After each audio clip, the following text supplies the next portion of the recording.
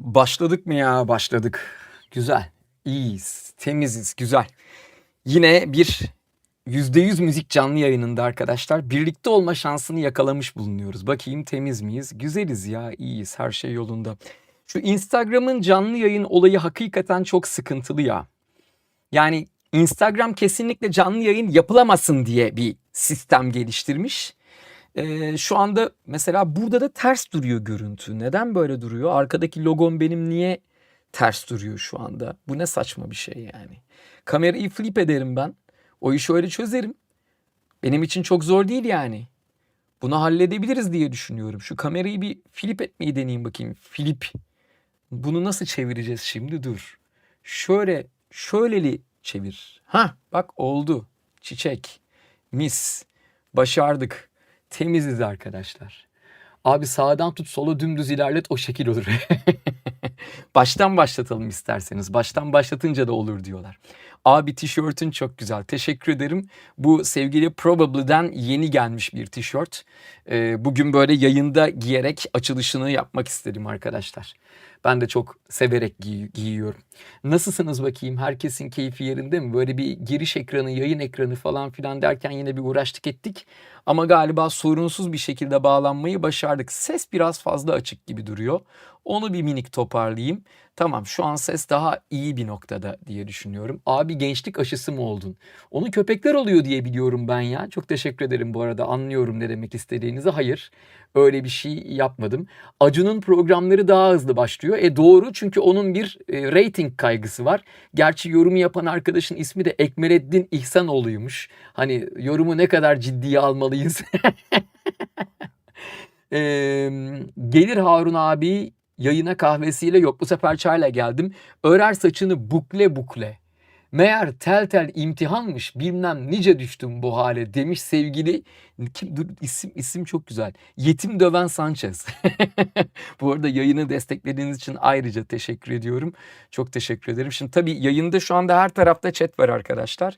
Burada chat var, burada 2 tane var, burada bir tane var, şurada bir tane daha var falan. Hepinizi bir şekilde takip etmeye gayret edeceğim. Ha, neyimiz eksik diyorum. Discord ekranımız eksik tabii. Yasaklanmış olan Discord tabii ki. Yani kesinlikle yasak. Discord yasak biliyorsunuz. Evet. Abi kaç yerde yayın var? Oralardan da takibi alayım. Şu anda Kick'te var, Twitch'te var, YouTube'da var, bir de Instagram'da var arkadaşlar. Fena değiliz ya. İyiyiz yani bugün temiz güzel bir yayın yapmayı planlıyorum. Böyle çok çitilemeden, gerçi çitilenecek konular da yok değil, var. Hop, şu anda Çok hızlı. ha, geldik. Şu an sesiniz yayında. Ekip ne haber? İyiyiz abi, siz nasılsınız? İyiyiz. Çok iyi geliyor sesiniz. Çok tatlısınız yine. Çok şekersiniz. Teşekkür ederiz, siz de öylesiniz abi. Ama sesin çok geriden geliyor. Dur, ben biraz sesini açayım şunu. Hah. Şu an iyi geliyor. Tamam, şu an daha iyi geliyor. Şu an galiba erojen bölgelerine yaklaştırdım mikrofonu diye düşünüyorum. Tabii ki. Evet, kesinlikle öyle yapmışsındır.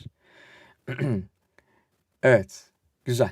Başardık. Şimdi Göktürk Bey, bugün yayında ne gibi konuları çitileyeceğiz? Hemen yayının başında sizden gerekli depresyonu alalım da yayının devamında kurtaralım diye düşündüm.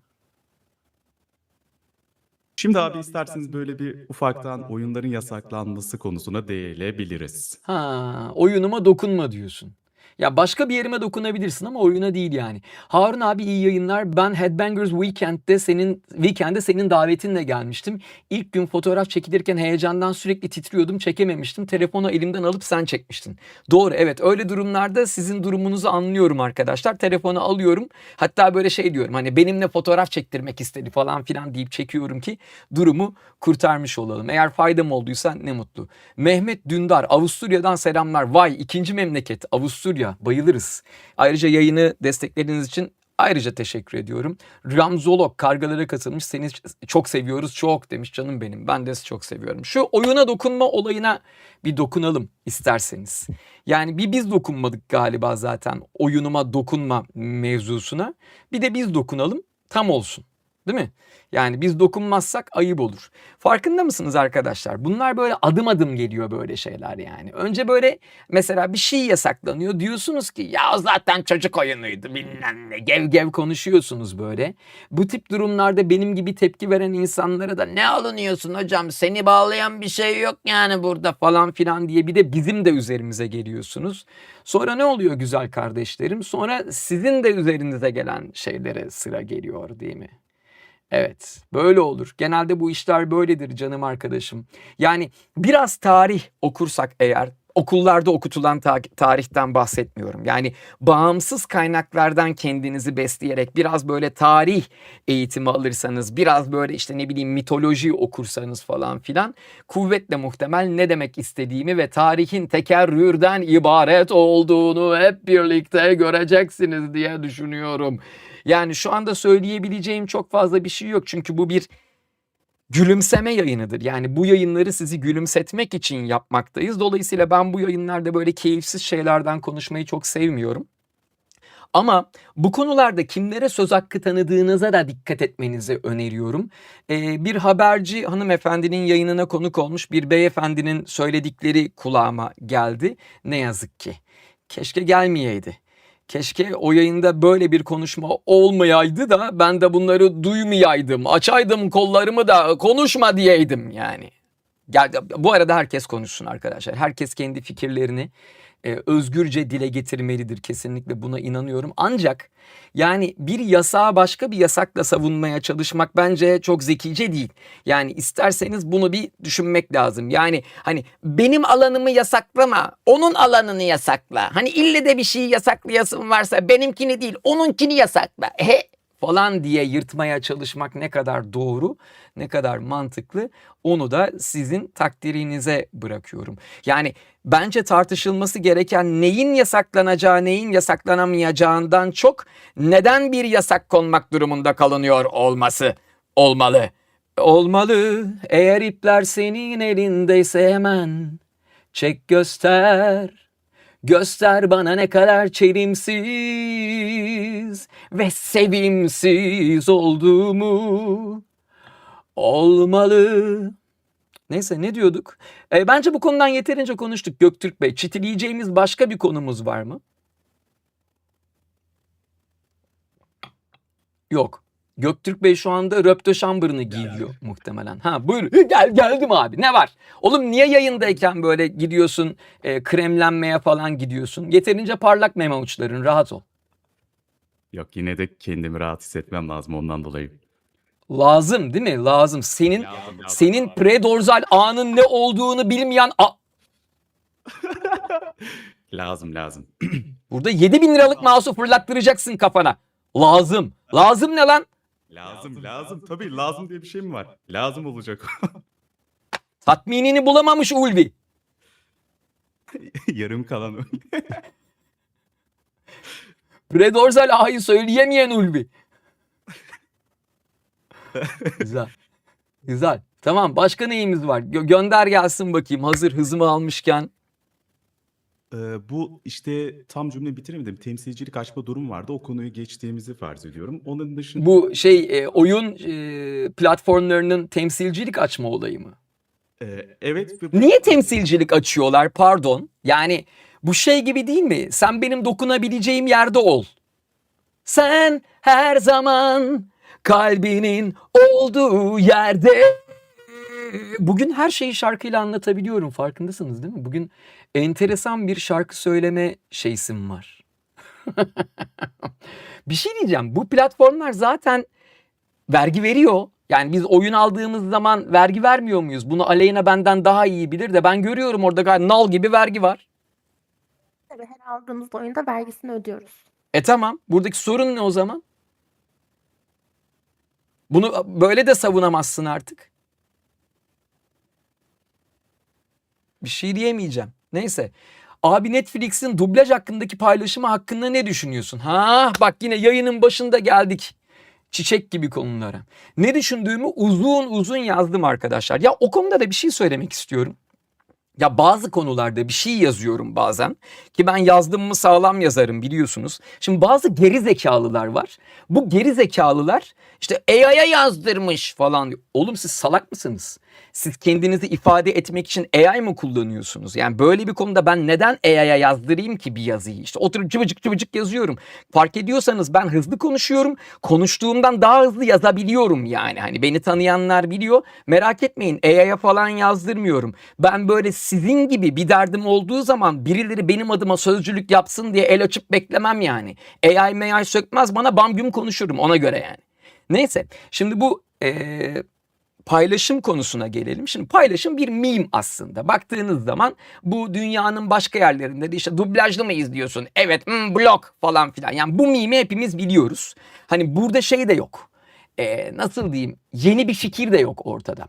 Şimdi böyle bir meme'i siz aranızda paylaşabilirsiniz. Yani eş, dost, akraba, arkadaşlar, ne bileyim gelişimini tamamlayamamış dostlarınızla kendi aranızda bunu paylaşıyor olabilirsiniz. Buna kimse karışamaz yani. Herkes fikirlerini ifade etmekte özgürdür. Yani bunu sizin paylaşmanızda hiçbir sorun yok. Ama diğer yandan bunu ülkenin en büyük yayın platformlarından biri paylaşırsa eğer bunun başka bir anlamı oluyor.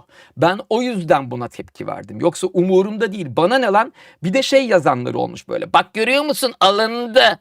Lan oğlum bak demirden korksak trene binmeyiz. Hani bunlardan alınacak birine mi benziyorum ben? Hani benim bak bu yaşa gelene kadar bir kulağımın arkası da kalmadı. Oradan zevk aldığımı keşfettim çünkü. Hani bazen kulağımın arkasını dönüyorum. Neyse ne diyordum? Neyine alınacağım lan ben bunun yani? Bunun alınılacak bir tarafı yok ki. Tarabyası var. Ya oğlum bak olay şu. Siz bu platformlara abone oluyorsunuz. Siz belki izlemiyorsunuz ama birileri dublajlı da izlemek istiyor. Ya platformda böyle bir hizmet var kardeşim. İster altyazılı izle, ister dublajlı izle, ister İspanyolca izle, ister bütün sesleri kapat öyle izle. İstediğin gibi izleme şansın var. Neden burada bir tercihi yapan diğer tercihi yapana ille de küfür etmek zorunda sayıyor kendini? Yani bunu aşamadık mı hala? Niye böyle neandertal bir tutum var? Yani buna ne gerek var? Abicim sen altyazılı mı izliyorsun? Altyazılı izle. Ne güzel. Ya yeri geliyor ben de altyazılı izliyorum. Yeri geliyor dublajlı izliyorum. Bakıyorum böyle dublajı kim yapmış? Aa diyorum bunlar çok iyi yapmıştır. Hop dublajlı izliyorum falan falan. Yani şimdi burada kalkıp da bunun üzerine bir ayrıştırıcı ifade kullanmak anlamsız. Bunun şakasını yaptığınız zaman da bir şakanın sınırlarını o şakadan alınan insanların olması belirler. Yani siz bir şaka yaptığınızda birilerini bir şekilde incitiyorsanız yaptığınız şeyin adı şaka değil kaka. Bak söyleyince çok şeker kaka. Futbolcu olan kakayla ilgisi yok arkadaşlar bunun. Ne diyorduk? Yani şaka yapmak tabii ki herkesin hakkı. Ama dediğim gibi siz bu şakayı kendi aranızda yapabilirsiniz. Eşinizle, dostunuzla, tanıdığınız insanlar arasında bunu yapabilirsiniz. Ama bilmem kaç milyar dolarlık bir şirketin benim ülkemdeki resmi hesabı bunu yaptığı zaman bunun başka bir anlamı oluyor. Ve ayrıca şunu söyleyeyim. O platforma para verip abone olan ve altyazılı değil de dublajlı izlemeyi tercih eden insanlar da var.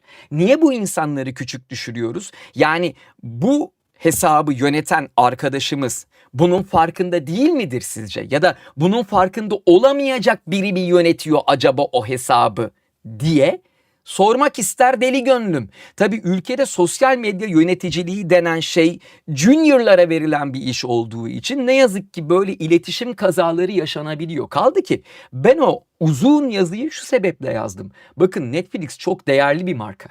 Dünyanın en kıymetli entertainment markalarından birinden bahsediyoruz. Türkiye lokasyonu da bu marka için son derece değerli bir lokasyon. Ayrıca Türkçe dili dediğiniz şey bizim ortak değerimizdir. Yani ben buna hassasiyet göstermiş olabilirim. Ulan ben hassasiyet gösterdim peki siz niye göstermiyorsunuz? Yani burada işte alınmış görüyor musun? Diyen hıyarlara sesleniyorum. Salak senin dilinden başka kaybedecek kaç değerin var? Salak dediğim için alınmış mıdır birileri?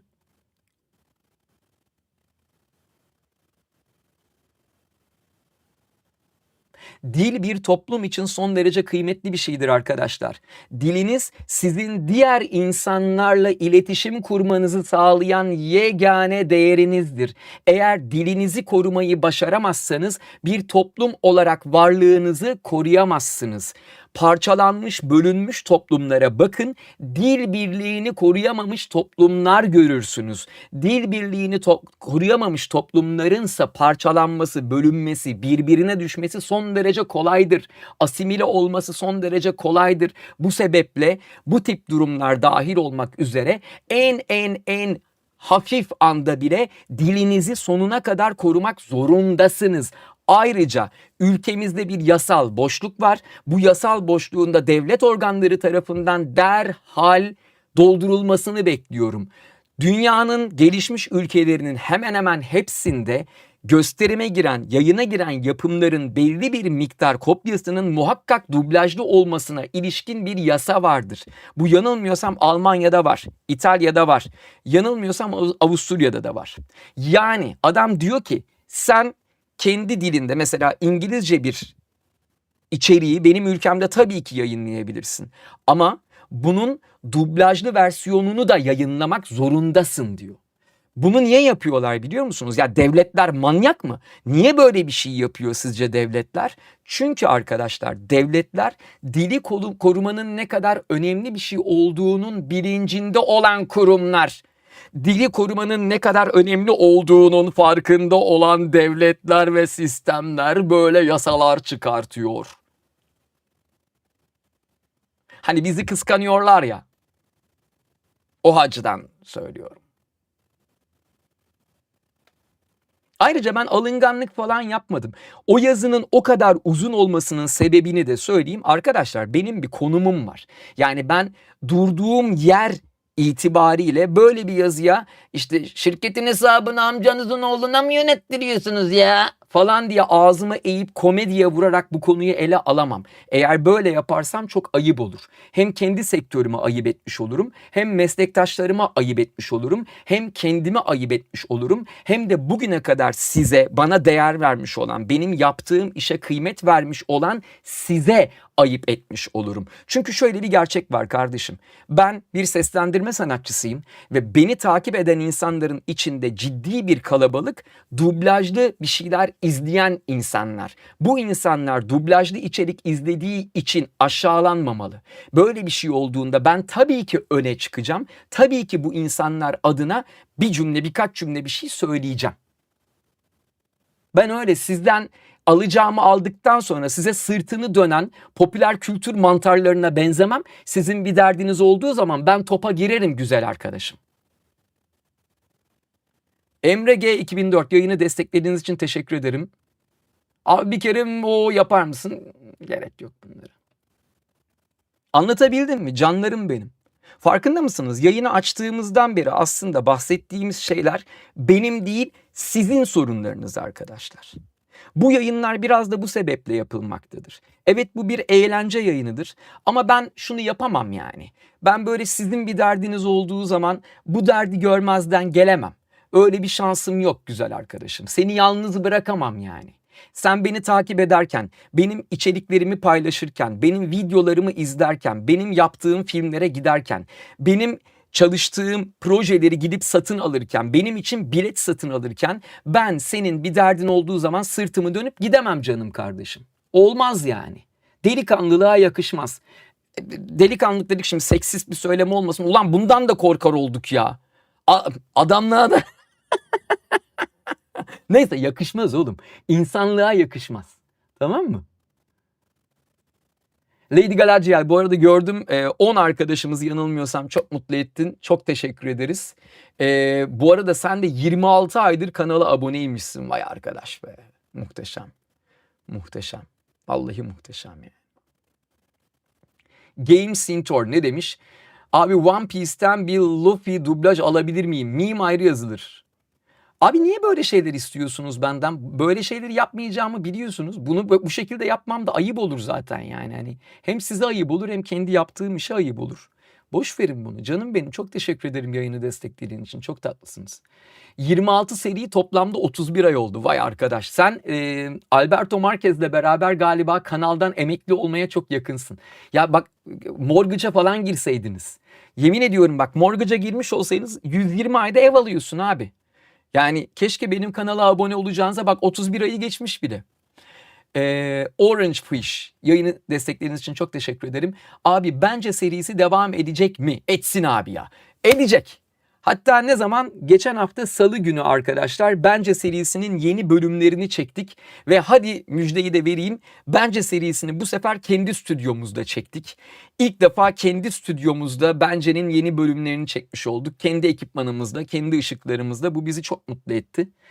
Hakikaten ben de merakla bekliyorum Bence'nin yeni bölümlerini. Biraz böyle alelacele çekmek zorunda kaldık. Kusura bakmayın bu sebeple. Ama güzel bölümler geliyor, onu söyleyeyim.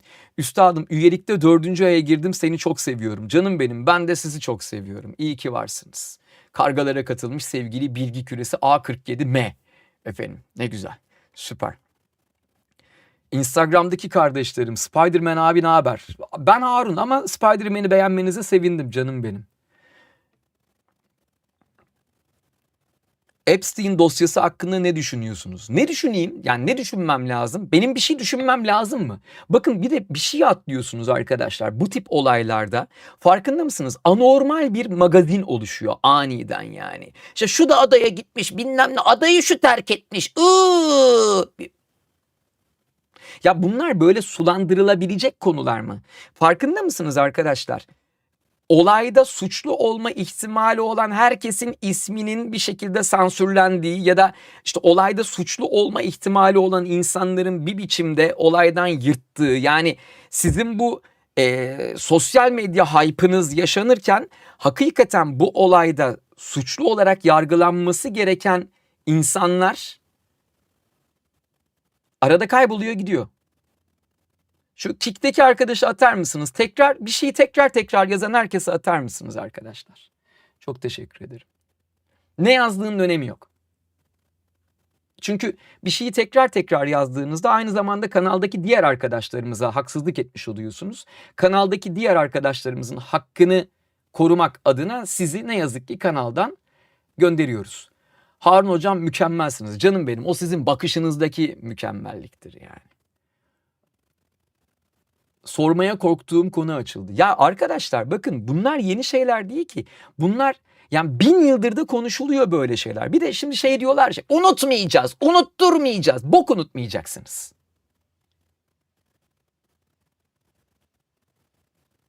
Kusura bakmayın.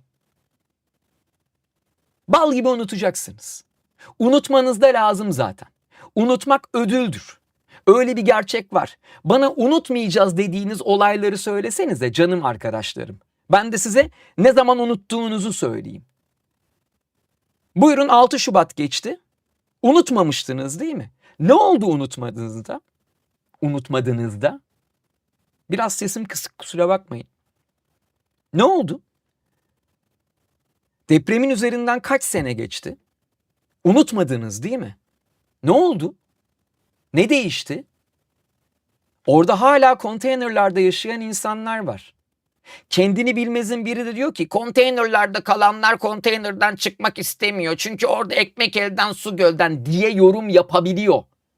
Bakın, böyle bir yorum yapabilen, artık kötülüğü yüzüne yansımış, ya korkunç bir insan yani. Yani bunu demek için hakikaten böyle katıksız kötü olmak lazım. Katıksız kötü olmak lazım. Ulan yine eğlence yayını yapacağız diye başladık. Ama abi konuya yani baksanıza, şimdi böyle bir yayına girip de şimdi 6 Şubat'ın üzerine bu yayına girip de ne yapabiliriz? Göktürk'cüm, şu Insta'da senin başa tutturulmuş olan mesajını kaldırmak istiyorum.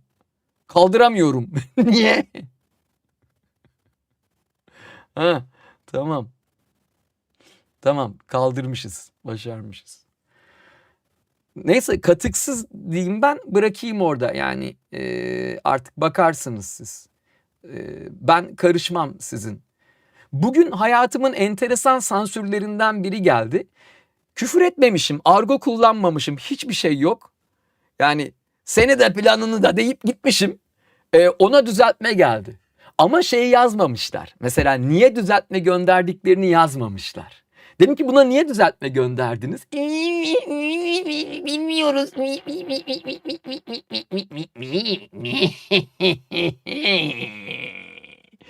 Ben biliyorum niye düzeltme gönderdiğinizi. Ama sebebini söylemediğiniz sürece aynını yapmaya devam edeceğim. Yani bu iş böyledir. Abi geçmişe takılan geleceğe odaklanamaz bence. O öyle değil.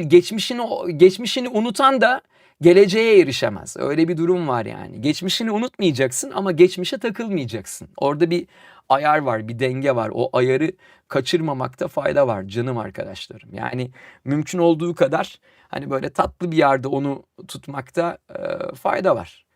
Hayırlı yayınlar abim. Kendi geliştirdiğim özgün epik fantastik animasyon dizisi üzerine çalışıyorum. Kolay gelsin. İlk bölüm yayınladıktan sonra seversen seslendirmede yardımcı olur musun? Ne olduğunu bile bilmiyorum canım kardeşim. Kolaylık diliyorum. Abi dün hasta olduğum için Bürüngüz Devlet Hastanesi'ne gittim. Gerçekten çok güzel hizmetleri vardı. Bu arada ekip alım formları hala geçerli mi? Kurbat yazmış. Yayına verdiğiniz destek için ayrıca teşekkür ederiz efendim. Esenlikler dileriz. Bizim ekibe alım formları falan duruyor mu hala? Göktürk Bey elinizdekini bırakın ve bana cevap verin. Sesi açmayı unutmuşum ondan dolayı. Ha. Duruyor abi hepsi aktif. Tamam. Ekibe hala alımlarımız devam ediyor mu? Ekibe alımımız devam etmekte midir? Bakın soruyorlar. Yani aslında siz karar verin. Alalım mı? Yani yeni insanlarla tanışmayı seviyoruz biliyorsun ki. Bize ne lazım? Lazımdı 8 bit için oyun oynamayı seven, oyunlarla ilgilenen arkadaşlarımız Evet. vardı. Onları bekliyorduk ekibe. Bir yandan da yeni projelerde bir şekilde, daha doğrusu bizim ekibe katıldığınız zaman ekip içinde böyle bir şeylere alışmak, ekip içinde oryantasyon sürecinizi tamamlamak zaten 4-5 ay sürüyor. O yüzden biz bayağı okul gibiyiz. Mesela Göktürk Bey 2,5 sene falan komodo olarak takıldı. Bu Göktürk'ün, Falan bir ara. yani sen biraz yavaş hareket ettiğin için olabilir mi bu? Olabilir abi ya. Seni banladık mı biz hiç? O abi siz Can abiyle aramdaki ilişkiyi bilmiyorsunuz. Can'la aranızda bir ilişki mi var? Ya şey olarak yani abi kardeş. Ha, abi kardeş, tamam. Güzel. Aman öyle kalsın yani. Yok abi haşa. Ha, tamam. Sonra pure tabu falan olma. Neyse. Şimdi ne diyordum? Terbiyesizlik, yemin ediyorum. İşimiz gücümüz terbiyesizlik ya. Tamam, o zaman bu ekibe alım formlarını paylaşın. Şu anda YouTube ve Twitch chatinde paylaşabilirsiniz diye düşünüyorum. bak şu an chatlerde kopanlara bakıyorum. Kendinizi çok pis belli ediyorsunuz arkadaşlar. Olmuyor böyle. Ben bir arkadaştan dolayı biliyorum. Yani bir arkadaş orada çalışıyor da o sebeple yani.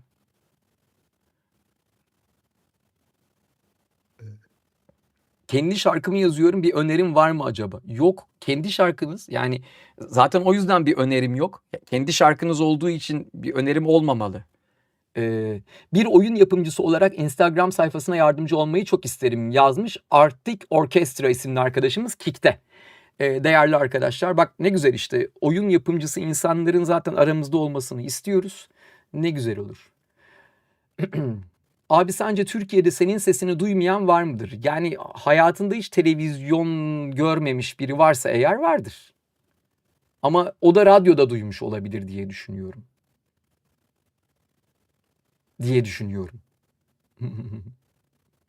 Abi senin bu yayınlara bayılıyorum. Yıllardır çok keyif veriyor. Deadpool adam, bol kahkahalı günler. Canım benim, çok teşekkür ederiz. İyi ki varsınız. Ne oyunu yapıyor arkadaşımız? Yani söylese de biz de destek versek demiş bir arkadaşımız. Bilmiyorum canım benim, onu ona soracaksın ya. Biz de yeni tanıştık kendisiyle. Henüz flört ediyoruz. Yani henüz ön sevişme aşamasındayız. Bir süre sonra bir yakınlık elde ettiğimizde ne tür bir oyun yaptığını da sorarız. Bu ara ben bu oyun yapımcıları ile ilgili bir şey duyuracağım arkadaşlar. Az kaldı. Şu anda stüdyoyu toparlamaya çalışıyorum. Stüdyoyu bir toparlayayım, ayağa kaldırayım. Böyle biraz daha böyle çok az kaldı. Bir 2 hafta falan vaktimiz kaldı. Oyun yapımcılarına bir güzellik yapacağım. Çünkü ülkemizdeki oyun geliştiren insanların verdiği emeği çok yakından biliyorum. Burada bence güzel bir şeyler yapabiliriz diye düşünüyorum. Daniel Webb 21 galiba. 26 aydır bizimleymiş. 780 gün olmuş. Vay arkadaş. Yürü be. Hoş geldiniz efendim. Abi oyunlarla aran nasıl? Oyunlarla benim aram harika değil. Çok oyun oynayan ve buna hani yetişebilen bir insan değilim. Abi tek kelimeyle efsanesin. Canım benim. O sizin bakışınızdaki efsaneliktir. Şu şeyi sabitler misiniz formu sevgili Aleyna'cığım? Sevgili Göktürkçüğüm? Sabitlerseniz. Siz sabitleyebiliyorsunuz abi. Ben mi sabitleyebiliyorum sadece? Evet. Allah Allah. O nasıl işmiş ya? Öyle şey mi olur? Ben size niye bu kadar yetki verdim kardeşim? Verdim yetkiyi, göremiyorum etkiyi. Biz şeye alışkınız. Yetkiyi verdiğimiz zaman etkiyi içimizde hissetmeye alışkınız çünkü yani. Biz öyle alıştık. Önemli olan ne hissettiğiniz tabii ki de. Hayır, önemli olan nerede hissettiğin. Sen tabii daha çok gençsin. Yorumsuzum, sonra linçleniyorum. Bugün sen çok gençsin yavrum. Bugün her şeye bir şarkı söyleyebilirim. Sesim kısık şarkı söylemeye çalışıyorum. Çok tatsız. Gerçekten çok tatsız. Abi çarşamba günü doğum günüm. Canım benim, doğum günün kutlu olsun. Abi senin gerçekten senin gerçekten hayatımı etkiledi diyebileceğin bir film var mı? Yok, öyle hayatımı etkileyen. Ya, zaten bir film de hayatınızı etkilemesin canım arkadaşım ya. Hayat çünkü çok, nasıl diyeyim, önemli bir şey. Hani bir filmle hayatınız etkilenmemeli diye düşünüyorum. Aman abi etki yetki derken yakmayalım çocukların başını. Doğru, yakmayalım. Çocuklar daha genç. O yüzden ekibe avukat aldık. Evet arkadaşlar, artık ekibimizde bir avukat da var. En gerekli ekip üyesi. En gerek. Pepikovic. Efendim, yayına verdiğiniz destek için teşekkür ederiz. Üstadım Londra'dan selam. Kendi projem için yaptığım Kurban Yalan cover'ı için değerli sesinizle vokal ekler misiniz acaba? O işler öyle olamıyor canım benim, ama yani bize denk gelirse dinleriz memnuniyetle. Ömer Zip 3759 aile dostu yayın. Evet, aile dostu. Aile salonumuz vardır arkadaşlar. Mesela Instagram aile salonudur. Instagram yayınımız gayet aileye uygun bir yayındır canım arkadaşım. O avukat benim. Evet, doğru. Aramızda avukat var arkadaşlar. Ona göre ayağınızı denk alın. Anında yapıştırırız vallahi yani. Hiç. Direkt. Bu arada ben gerçekten hukukçular tarafından sarılmış bir insanım. Onu da söyleyeyim. Çok şanslı bir adamım. Ya benim gerçekten çok böyle sağlam hukukçu arkadaşlarım var. Sağ olsunlar. Hani benim her türlü vukuatımda yanımda oluyorlar. Dolayısıyla çok, hani kendimi çok güvende hissediyorum. Ama yani şöyle de bir gerçek var. Ben hani yasalara son derece bağlı bir insan olduğum için ben kendi başımı belaya sokacak bir şey yapmıyorum zaten. Bana kendi başını belaya sokacak şeyler yapan insanlar oluyor. Onlara belli bir noktaya kadar hoşgörü gösteriyordum. Artık bu orçolara, bu şeylere, arkadaşlara hoşgörü göstermemeye karar verdik. Bana bir başvuru olayını anlatır mısınız? Katılınca neler yapıyoruz? Yaş sınırı var mı? Bir yaş sınırımız yok. Genel olarak yayınlarımızdaki işte bu moderasyon işleriyle falan filan uğraşmış oluyorsunuz. Ve bizim ekibimizin içinde üretilen bazı işler var. Mesela 8 bit oyun gibi hesaplarımız var. Buralarda eğer isterseniz bir şeyler paylaşabiliyorsunuz.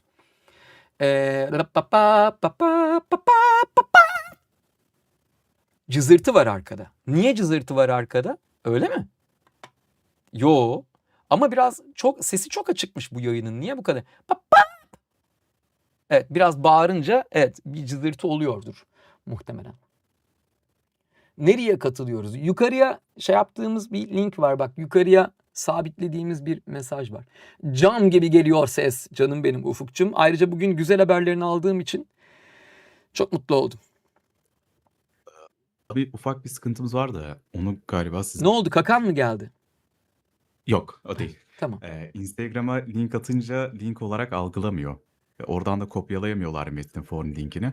Ne yapacağız? Katılmak isteyen arkadaşlar gelemiyor. Acaba onu siz bir deneme şansınız var mı link olarak Oğlum bir gelmesini? şey yapalım ona. Dur bakayım, şu an hızlı düşünüyorum.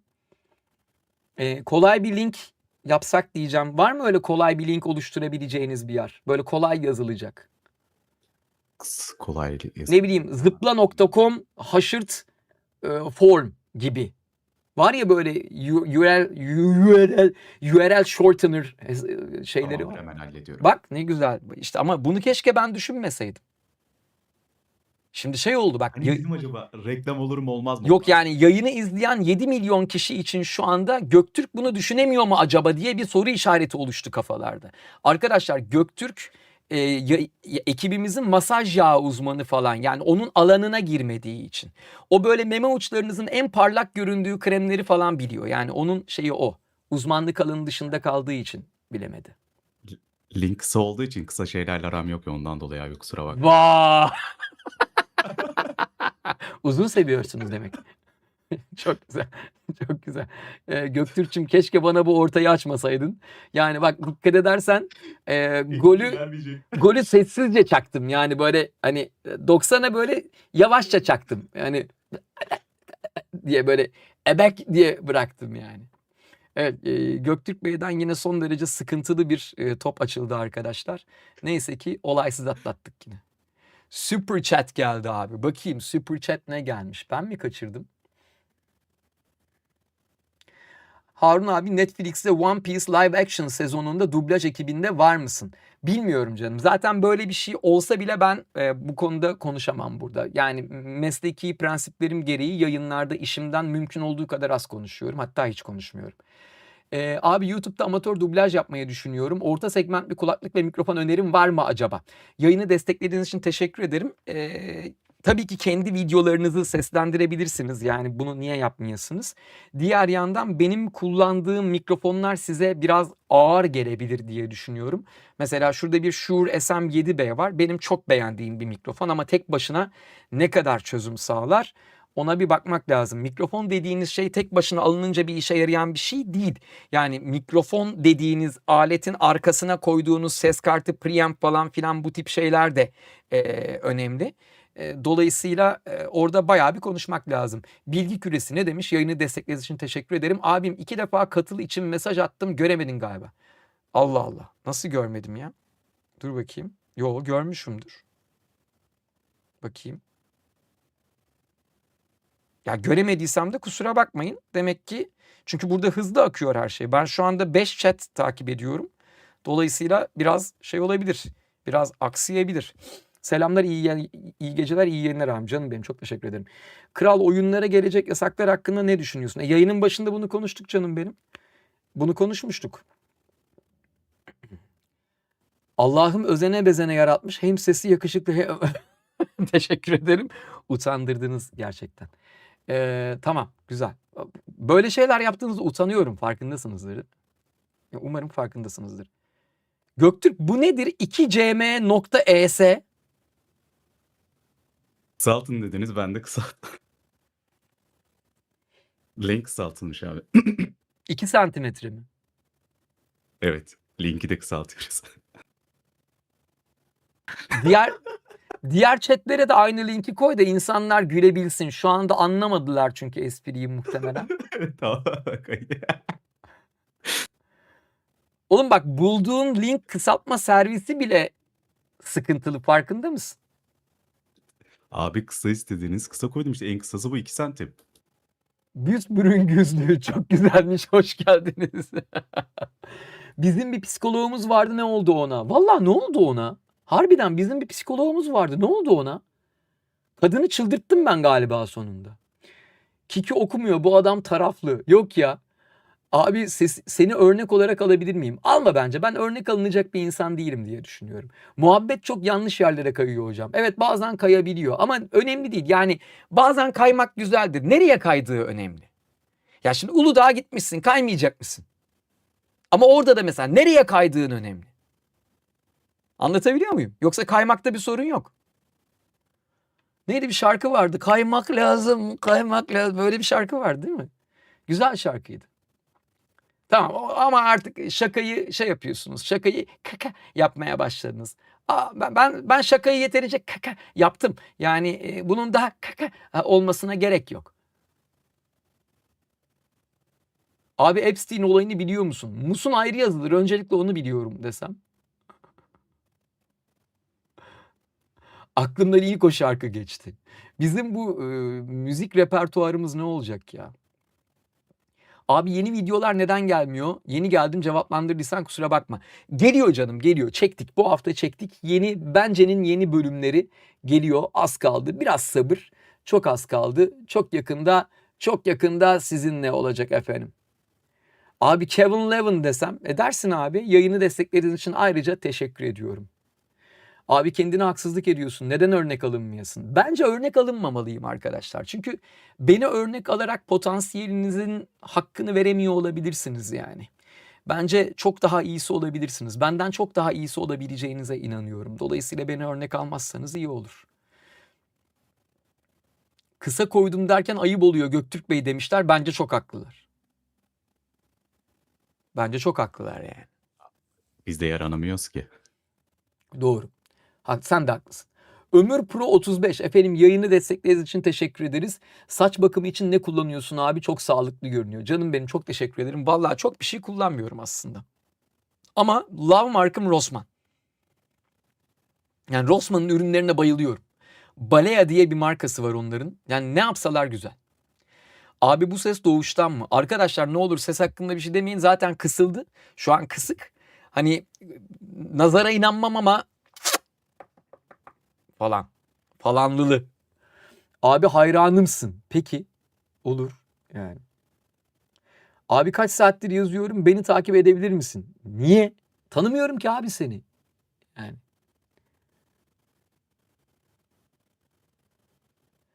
Teşekkür ederim. Ben saçlardan biraz sorun yaşıyorum bu aralar. Bir doktora görünün arkadaşlar. Yani mesela demir eksikliği çok ciddi saç dökülmesine sebep olabiliyor.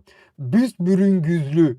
Ne demiş? Harun abi iyi ki varsın. 18 aydır üyeyim. Canlı yayınlarını severek takip ediyorum. Tüm ekibe selamlar. Seviliyorsunuz. İyi ki varsınız. Ya çok tatlısınız be.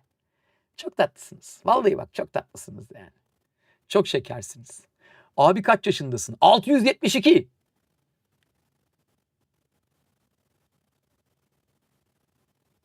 Oldu mu? Abi ben seni tanıyorum olmaz mı? Olur. Ne diyeyim yani? Harun abi yarın dublaj seçmelerim var.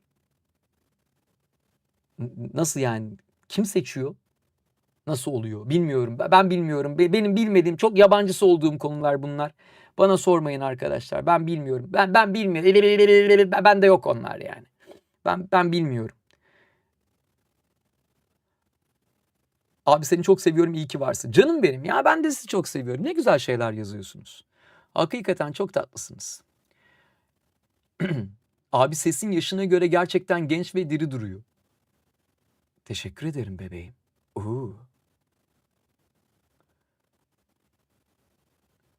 Abi olaylı günlerden anlatır mısın? Yok bir olay.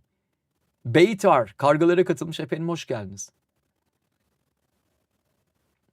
Canım bir şeyi 40 kere soruyorsan ve cevaplanmıyorsa muhtemelen o soru cevaplanmayacaktır. Niye 40. defa soruyorsun ki? Yıldız Han 01'ne hell yeah yapmış böyle. Al benden de sana hell yeah ya. Karşılıklı hell yeşelim. Dur. Şimdi İtopya'nın mesajı geldi. Bak şu anda Kickbot bastı kanala. İtopyacığımız İtopya'nın mesajını bastı. İtopya'da yine bir kampanya durumu söz konusuymuş. Ne varmış bakayım? Okula dönüş kampanyamız varmış İtopya'da. İtopya yine çiçek gibi indirimler yapmış değerli arkadaşlar. Tabii ki şu anda bir İtopya işbirliği yaşanmaktadır. Bu arada şunu söyleyeyim. Bundan İtopya'nın haberi yok. Böyle bir şey var yani.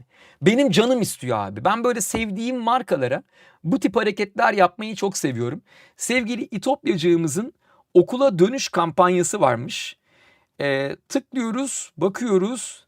Evet, fırsatlar başladı diyor. Seçili ürünlerde kaçırılmayacak fırsatlar demiş. Ne güzel. Yine hazır sistemler var gördüğüm kadarıyla. Monitörler var. Bir laptop görüyorum. Vay iyiymiş. OEM paketler. influencerların seçtikleri. Burada benim de seçtiğim bir makine var mı acaba ya? Gerçi ben influencer değilim. O yüzden muhtemelen yoktur. Göktürk, bende var mıyım burada? Dur bakayım şunu. Varsınız abi. Hadi Ama canım. sizin seçtiklerinize ben çok şaşırdım. Ne seçmişim? Ne alaka? Aa, varmışım gerçekten. Bak, bundan da haberim yoktu. Seçtiklerinize bakın. Dur, koltuk seçmişim. Tamam, o koltuk güzel, onu biliyorum, o güzel bir koltuk. Tamam, bu wireless'lar da güzel. Olur olur, güzel. Burayı güncellemişler ama benim seçtiklerim dışında da ürünler var burada. Mesela şu Razer'ın şu klavyesini ben seçtim. Bu ve şu, yani Black Shark ve bu ikisi acayip güzel ürünler. Aa bak, şu dot volt'ları ben de kullanıyorum. Yani şu anda hatta bu makinede bir dot volt'a takılı. Bu güç kaynaklarını şiddetle öneriyorum. Bu UPS'ler muazzam. Çok iyi iş görüyor. Şiddetle öneririm arkadaşlar. Güzel, güzel. Hop, geldik. Efendim, İtopya'nın okula dönüş kampanyasını kaçırmamak isterseniz kaçırmayabilirsiniz. İşbirliği. Oldu mu lan? Bence de çok iyi oldu.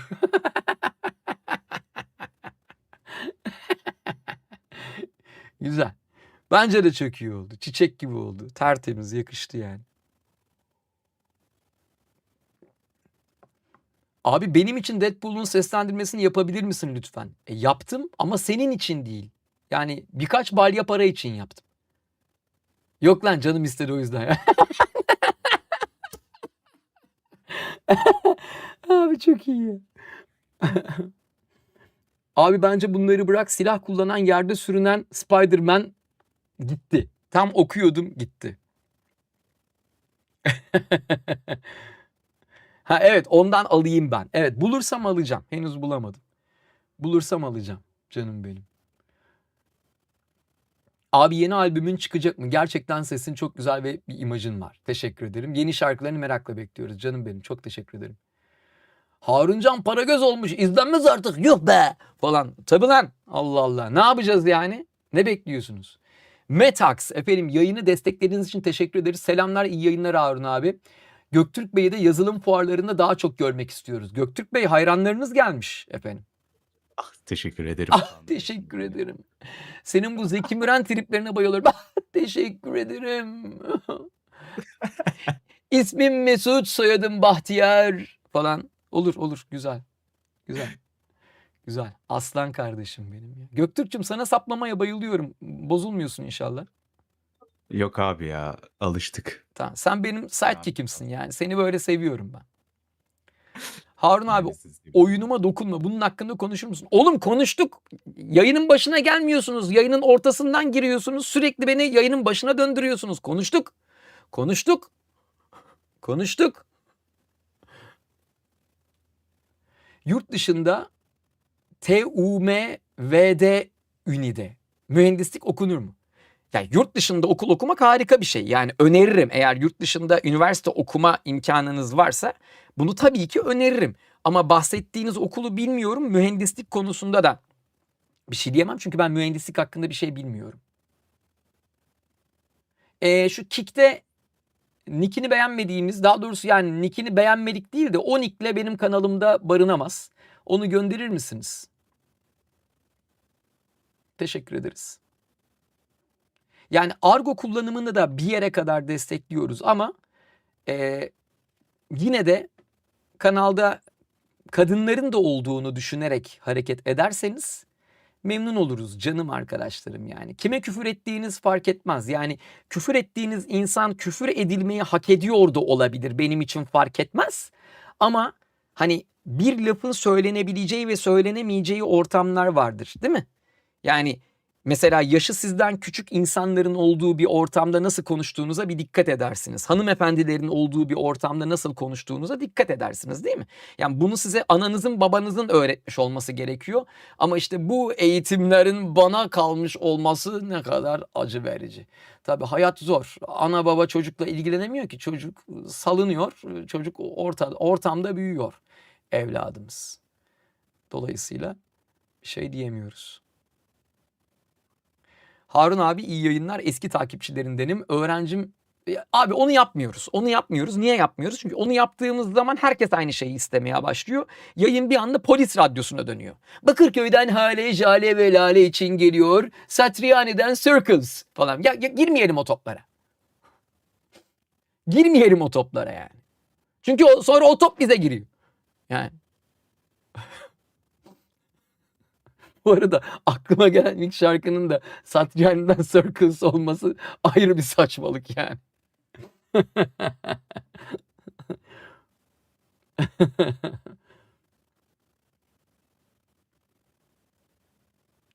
Abi sürekli yaşlanıyorsun. Ne yapayım lan, zamanı mı durdurayım? Aa, Allah'ın delisine bak. Sen de yaşlanıyorsun, farkında değilsin. Kendisi çok seviyor abi seni, ondan rica ettim. Canım benim, ben de onu çok seviyorum. Muhakkak öyledir de. Yani bak, benim ayarım şu arkadaşlar. Biriniz için yaptığım bir şeyi hepiniz için yapabileceksem yapıyorum. Biriniz için yaptığım bir şeyi isteyen herkes için yapamayacaksam yapamıyorum. Yapmıyorum. Çünkü o zaman birilerinin hakkına girmiş oluyoruz. Öyle olsun istemiyorum. Anlatabiliyor muyum? God of War dizisinde Kratos'u seslendirsene. Bilmiyorum, teklif gelirse bakarız. Sabah işe giderken radyoda hanımefendi bir yayıncı telefonla bağlanan çocuklar günaydın abla diyor, benim beyin marşı tam oturmamışken. Yazdığınızdan hiçbir şey anlamadım.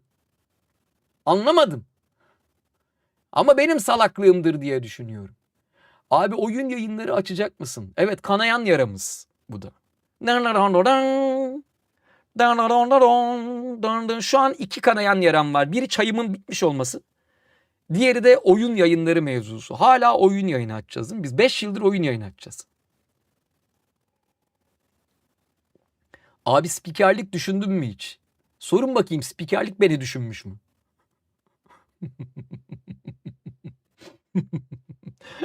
Metax. Çok teşekkür ederiz efendim. Hayranıyız tabii. Göktürk Bey mükemmel biri. Görüntülü sohbetlerde az kulağımızın pasını silmedi. Göktürk Bey, siz chatterbait falan mı yapıyorsunuz? Ne yapıyormuşum? Boş ver. Bir dakika çok büyük bir şey kaçırdım. Bilmiyorum yani, kameralı şov yapılır falan diye ilanınız var galiba. Arkadaşımız direkt bak oradan girdi topa.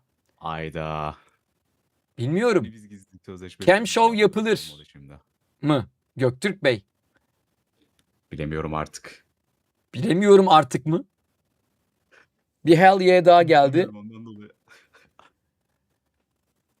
Göktürk Bey, beni giderek korkutuyorsunuz. Bilmediğimiz ne kadar çok ne kadar çok yönlü bir insansınız Göktürk Bey.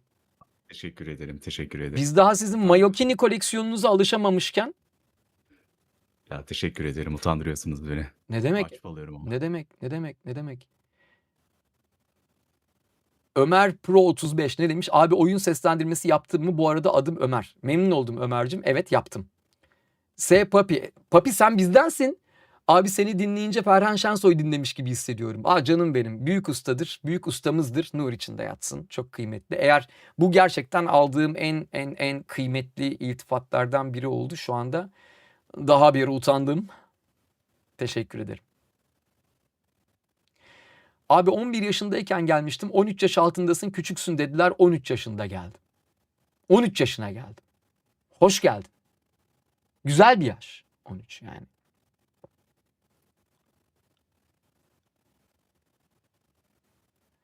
Kanada'ya gitmek gibi bir imkanım var ama gitmeli miyim bilmiyorum. Bana büyük aklı verebilme şansım var mı? Sence buradaki hayatımı bırakarak, ailemden uzaklaşarak Kanada'ya yerleşsem mi? Bilmiyorum. Hayatınızı bilmiyorum. Buradaki hayat koşullarınızı bilmiyorum.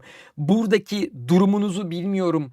Buradaki koşullarınızın ve oradaki koşullarınızın ne olabileceğini bilmiyorum. Bakın, hayatınızla ilgili bu kadar kritik konularda sizi tanımayan, koşullarınızı bilmeyen, olayı tam olarak analiz edemeyecek insanlardan tavsiye almayın. Alman kuzum. Alman kuzum, böyle tavsiye alman kuzum. Alman. Alman kuzum. Alman. Bak, bu arada şunu söyleyeyim. Tamam, şöyle söyleyeyim. Konfor alanından çıkabilmek iyidir. Çünkü konfor alanından çıkmadan hiçbir şey başaramazsın. Yani Eğer bir yere gitme imkanın varsa ve burada yeni fırsatlar yakalayabileceğine inanıyorsan bence bunu yapmalısın. Ben olsam yaparım. Çünkü konfor alanından çıkmak önemlidir. Konfor alanından çıkmadan bir şey başaran belki tek şey var, o da meyve veren ağaçlar falan yani. Onlar bile her sene işte yapraklarını döküp yeniden çiçek açıyorlar falan yani bir nebze konfor alanından çıkıyorlar. Metax, Cam Show biraz hafif olur sanırım. Göktürk Bey siz kamera açıp ne yapıyorsunuz insanlara ya? Ben de bilmiyorum şu an ona odaklandım. Ne yapıyorum ki ben? Tabii estağfurullah ne yapıyorsunuz? Yani Ben de bilmiyorum. yani Yazan kim onu da bilmiyorum. bir gün bize de kamera açın bari. Bir de biz görelim. Açarım da şu an üzerimde bir şey yok abi ya. Önceden deseydiniz hazırlık yapardım. Bir dakika şu an üzerinde bir şey yok mu yoksa yayına uygun bir şey mi yok? Yok yani üzerimde bir şey yok. Bunu söylemek zorunda mıydın saat 10? Yani hani bizim süre geliyor ondan dolayı dedim böyle ufaktan. Ha, küçük küçük vereyim diyorsun ayarı. Ha. Doz verin. Son insanlar demesin birden konu nereye geliyor diye. Senin böyle fısfısa konmuş vücut yağın vardı. O ne oldu? Onu sıkıyorsun değil mi? Onu düzenli olarak. Fıs fıs fıs fıs Ya falan. onu bir sıkıyorduk ama Can abi de istedi onu. Bilmiyorum artık. Can'la beraber mi? Tabii paylaşımcı olmak çok önemli bir şey. Can'la tabii ki masaj yağınızı paylaşın Can'la. Aferin. Ne güzel bir ekip. Gerçekten çiçek gibi bir ekip. Ekibin hanımefendileri gayet hanımcıkken ekibin erkeklerin hepsinin bu terbiyesizlik seviyesinde olması inanılmaz bir şey ya. Arvenian hoş geldin nice 13 aylara. Neyse bir şey demeyeceğim. Gerçi daha ne diyeyim? Daha ne diyeyim? Abi seslendirmeye nasıl başladın? Canım benim ben bu soruyu 6700 röportajda cevapladım. Hepsi de şu an hala yayında. Oradan bir şey yapabilirsiniz diye düşünüyorum. Abi bedenin ölebilir belki ama ses hiçbir zaman ölmeyecek. Ya bugün niye sürekli benim ölümümden falan konuşuyoruz ya? Sürekli böyle bir şeyler geliyor farkında mısınız? Ne oluyor lan ölüyor muyum ben?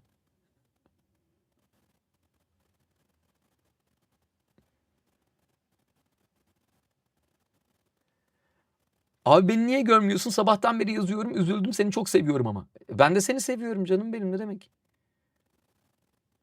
Abi bir şey soracağım. Film başı ortalama kaç para veriyorlar? Bana fındık fıstıkla ödeme yapıyorlar. Maymunum ya ben. O yüzden uzaktan böyle fındık fıstık atıyorlar. Biraz saldırgan olduğum için yakınımdan atamıyorlar. Öyle uzaktan böyle ama kabuklu attıkları zaman kızıyorum.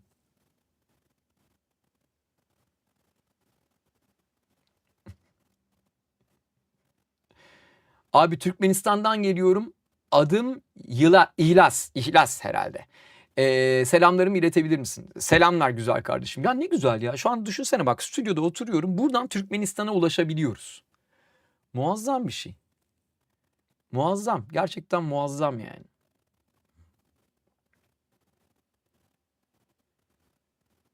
Abi ne olur beni gör. Gördüm de. Yani. Hiç ölmeden önce şu filmi seslendiriyorum dediğim bir film oldu mu? Seslendirmeliyim demek istediniz herhalde. Olmadı. Hayatta öyle amaçlarım yok benim.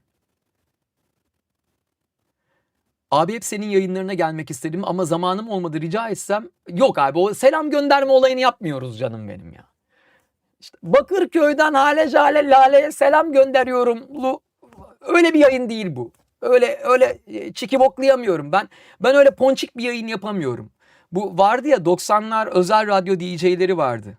Hepsi çok şekerdi onların. Hepsi ideal eş, ideal evlat, ideal sevgili. Hepsi böyle konuşuyordu falan. Şu anda efendim yayınımızda bilmem ne Bakırköy'den Hale Şale ve Lale bizimle birlikte sevgili Hale'yi dinliyoruz. Böyle dudakları hömçüklenmiş biçimde konuşan enteresan bir yaşam formu akımı vardı bir ara. Bedirhan Gökçe efendim yayını destekleriniz için teşekkür ederiz. Adamı gömdünüz yarım saatte. Kimi gömdük ya? Kimi gömdük? Kimseyi gömmedik. Gömersek haberimiz olur diye düşünüyorum. Abim yeni konser ne zaman olur? Kanalda yeni bir konser videosu görmek isteriz. Belli olmaz. İyi yayınlarınız olsun. Görüşmek üzere Harun abi. Metax'cığım çok teşekkür ederiz. Görüşmek üzere. Muazzamsınız. Süper. Başardık. Ee, Abi hayranınım. Deadpool'u seslendirdiğin için mutlu musun? Canım benim, ben mutlu olmadığım hiçbir işi yapmıyorum. Pakistan'dan selamlar Haruncan abi. Sanmıyorum Pakistan'dan izlendiğimizi. Bence sallıyorsunuz şu anda. Harun abi iyi yayınlar. Ben bir oyun geliştiricisiyim. 13 yaşında tek başıma oyun geliştiriyorum. Muazzam. Var mıdır bir isteğin, oyun için seviliyorsun? Yok. Ama başarılar diliyorum. Olur mu? Abi bir tane adı olayı falan varmış, biliyor musun? Survivor adasından bahsediyor herhalde. Ne yapmışlar, yine hamburger için yerde mi sürünmüşler? Ne olmuş yine? Bu sefer gorille mi yarışmışlar? Falan derken böyle goril mi kazanmış bu sefer? Ne olmuş? Bence goril kazanır zaten. Çünkü goril doğasını yaşıyor. Gorilin doğasını yaşamaya çalışan tabii ki kazanamayacak. 5 kilogram pirinç pilav yapmışlar. Oğlum onlar kaç kişi orada? 5 kilogram pirinç bir şey değil ki. Yemişlerdir, bitmiştir. Bu pilav muhabbeti nedir? Ben bunu bu ara çok duyar oldum ha. Galiba adadakilerden biri güzel pilav yapıyormuş. Öyle düşünüyorum. Bu haftada bir pilav muhabbeti dönüyor. Farkında mısınız?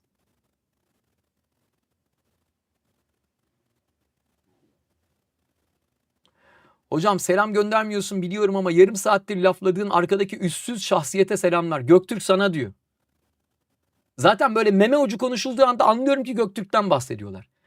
Bedirhan ne demiş? Abi ölmeden önce gibi bir espri oldu ya, onun için yaptım o espri. Ha, anladım canım benim, teşekkür ederim. Ayrıca yayını desteklerin için sağ ol. Abi Brawl Stars oynar mısın? Oynamam. Abi anime izliyor musun? İzliyorsan en sevdiğin repliğin hangisiydi? Seslendirdiğim birkaç anime oldu. Abi espri anlayışına hayranım. Canım benim, ben de sana hayranım. Anneleri yapsa evde yemezler. Orada neler neler yapıyorlar pilava. Ha, neler neler yapıyorlar pilava, pü. Ha, anladım. Bayhan bir haftalık pilavı bir günde pişirmiş. Bu niye konu oluyor? Ben anlamadım lan. Gerçekten yani bak, 3 yıl önce olan depremin sonucunda hala konteynerlarda yaşayan insanların olduğu bir yerde Bayhan'ın pişirdiği pilavın kaç günde yendiğini mi konuşuyorsunuz lan siz gerçekten? Ben anlamadım. Ha, anlatırsanız bu dertsizlik seviyesine ben de ulaşmak istiyorum. O yüzden soruyorum. Hakikaten. Yani ben de bu seviyeye ulaşmak istiyorum. I sense much fear in you, young Skywalker. Ha, Survivor magazini. Ha, çok güzel. Zaten benim de buna ihtiyacım vardı. Abi saçlarını kestirdim mi? Hayır. Yemeksiz kaldılar çünkü. Allah'ım lan. Herkese bir tavsiye verecek olsam bu ne olurdu Harun abi? Benden tavsiye almayın. Benden tavsiye almamanızı tavsiye ederim. Abi parti kır, oy verek. Parti kırarsam oy verirsiniz zaten. Ya orada bir problem yok.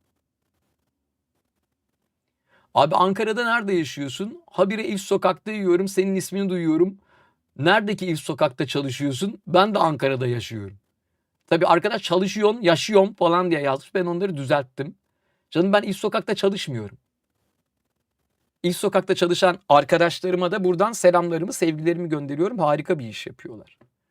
Ama yani sen olaya çok yanlış bir yerden yaklaşıyorsun bence. Mevzunun benimle hiç ilgisi yok bebeğim. Ben kamyon şoförüyüm. Uzun yol kamyon şoförüyüm ben.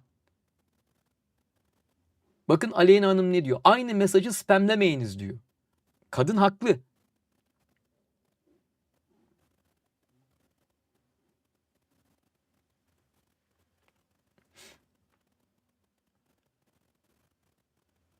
Abi İran hakkında ne düşünüyorsun? Hiçbir şey düşünmüyorum canım. Çünkü bu yayınlar sizi gülümsetmek için yapılan yayınlardır. Beni bu yayınlarda ısrarla böyle konulara çekmeye çalışmayın güzel arkadaşlarım.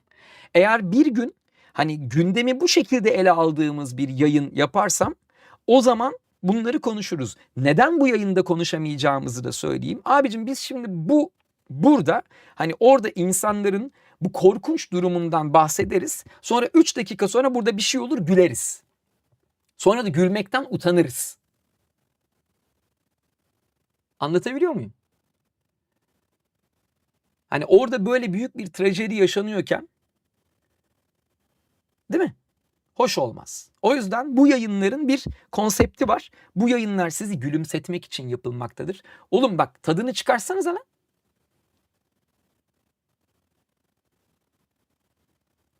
Harun abi selam, 21 yaşındayım. Sesim çok beğeniliyor. Herkes seslendirmen misin diye soruyor. Güzel sanatlar mezunu değilim ama profesyonelce seslendirmenlik yapmak istiyorum. Tavsiyem var mıdır acaba? 1.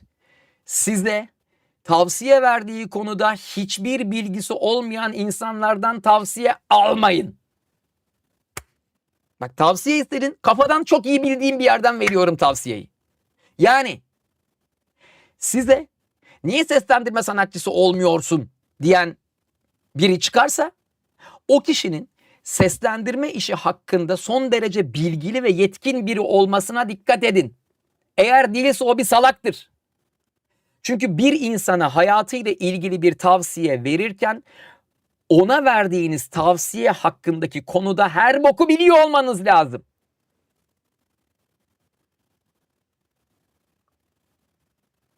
Ben mi yanlış düşünüyorum lan?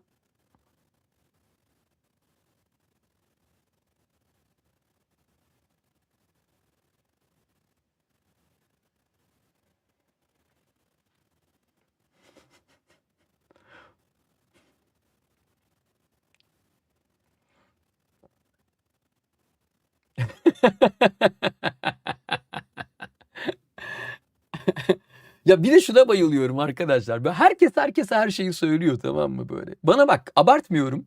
Günde rahat bir 300 mesaj geliyor. İşte çevremdekiler sesimin çok güzel olduğunu söyler. Veya şöyle diyor mesajda. İşte bilmem ne hakkında yetenekli olduğuma inanıyorum ya da yetenekli olduğumu düşünüyorum diyor. Arkadaş, sen bir konuda yetenekli olup olmadığına karar verebilecek kadar o konuda bilgi sahibiysen zaten bana bir şey sormana gerek yok. Ya baştan daha... Ay neyse. Ali Öksüz, yayını desteklediğiniz için teşekkür ederiz efendim. Abi sana ne zaman seslendirdiler Avengers'ı? Cümle anlaşılamıyor. Çok üzgünüz. Harun abi ev vlogu çeker misin? Çekmem. Çünkü ev dediğiniz yer özel bir yer arkadaşlar yani. Ben öyle sevmiyorum öyle şeyleri. Yani özel hayatıma ilişkin şeyleri göstermeyi sevmiyorum. Harun abi sigara kullanıyor musun? Hayatımda hiç duman solumadım. Çok da aptalca buluyorum yani böyle şeyleri.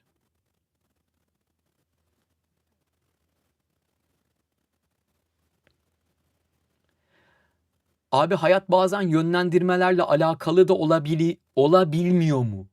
Oğlum bak cümleyi bir daha okuyorum.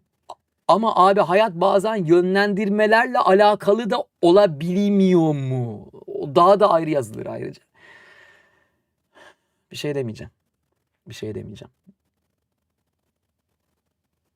Sen adamın dibisin. Teşekkür ederim ama dibini sıyırmayın. Çok rica ederim. Bana kadar kaldı çünkü yani.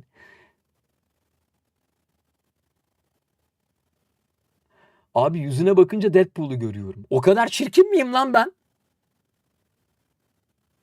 Ki bence Deadpool çirkin değil de neyse. Hani kendi derdi ya o, hani ilk filmde çirkin olmaktan kurtulmak için yengeye geri dönmek için uğraştı ya o kadar. Mertcan Buyrukçu ne demiş? Abi yeni korkuluk albümü var mı acaba? Bilinmez. Lowlead ne demiş? Abi çok mantıklı konuşuyorsun valla. Canım benim, çok teşekkür ederim. Elimden geldiği kadar mantıklı bir şeyler söylemeye gayret ediyorum yani aklımın erdiğince. Abi insanlar nasıl her konuda onlara yardımcı olabileceğini düşünüyor? Bu imaj nasıl oluştu? Ben bilmiyorum bu imajın nasıl oluştuğunu ama şöyle bir şey var arkadaşlar. Beni tanıdığınız günden beri size doğru bildiğim şeyleri söyledim. öyle hani daha çok insan beni takip etsin falan filan diye kıçım başım ayrı oynamadı benim. Dolayısıyla insanlar bana bir şey sorduklarında hani o konu hakkında olabilecek aklıma gelen en doğru şeyi söylemeye çalışacağımı bildikleri için galiba hani bu tip şeyleri bana soruyorlar. Böyle bir şey var. Abi bugün müzik yayını olur mu? Bilmiyorum, bakarız. Yayının ilerleyen dakikalarında Göktürk Bey'in erojen bölgeleri üzerine konuşurken karar vereceğiz. Göktürk Bey nasılsınız inşallah? İyi misiniz? Bir sessizleştiniz, bir mahzunlaştınız. Hayranlarınız gitti diye oldu galiba bütün bunlar. Yok abi ya. Arkada başka bir işle uğraşıyordum da. Arkada. Hı hı. İyi bari. Benim için sorun yok yani. Kötü bir şey değil, kötü bir şey değil. Peki. Behemoth konserinde olacak mısın? Olurum muhtemelen. Muhtemelen olurum. Göktürk'ün sesi yankı yapıyor. Doğru, yapar çünkü ben kulaklık takmıyorum. Üşeniyorum. Dolayısıyla Göktürk konuştuğu zaman mikrofonumdan da geliyordur ses. Abi Kanye West konserinde olacak mısın? Bilmiyorum. Abi neden İngilizce seslendirme yapmıyorsun? Ben çünkü yani sadece çok iyi yaptığım şeyleri yapıyorum. Özcan Gökçe, yayına verdiğiniz destek için teşekkür ederim. Bedirhan, çok teşekkür ederiz. 5 arkadaşımızı çok mutlu ettiniz. Kolonelius, vay kimler canlı yayın açıyormuş da haberimiz yok. Vay Kolonel Paşam, hoş geldin. Ne haber? Benim çok eski bir arkadaşım arkadaşlar. Sercan ne demiş? Dublajcı değil, benim için oyuncu gibisin, iyi adam. Canım benim. O senin bakışındaki güzelliktir. Çok teşekkür ederim. Çok tatlısınız. Şöyleli böyle, evet, bu çok önemli bir şey geldi. Niye? Çünkü benim şekerimin yavaş yavaş düşmeye başladığı yengeniz tarafından saptandığı için bakıyor böyle, ben yavaş yavaş milleti çitilemeye başladığım zaman hemen buraya şekerli bir şey geliyor. Bunu ilk Arzu keşfetti. Bu arada Arzu da evdeki yardımcımız. O da muhteşem bir hanımefendidir. Onun sayesinde hayatta kalıyorum son 7-8 yıldır. Arzu böyle bakıyor, bazı sabahlar uyanıyorum böyle, tamam mı? Böyle yüzüm gözüm kaymış bir halde. Arzucuğum hoş geldin falan yapıyorum. Böyle bir bakıyor bana şöyle bir. Harun Bey sütlaç yapayım ben size. Sütlaç falan. Olur Arzucuğum, çok teşekkür ederim. Kahve var mı? Tabii hemen yapıyorum falan, bu. Arzu benim dilimden çok iyi anlıyor. Arzu'nun hayranıyız arkadaşlar. Çok seviyoruz. Bir de Fariba var.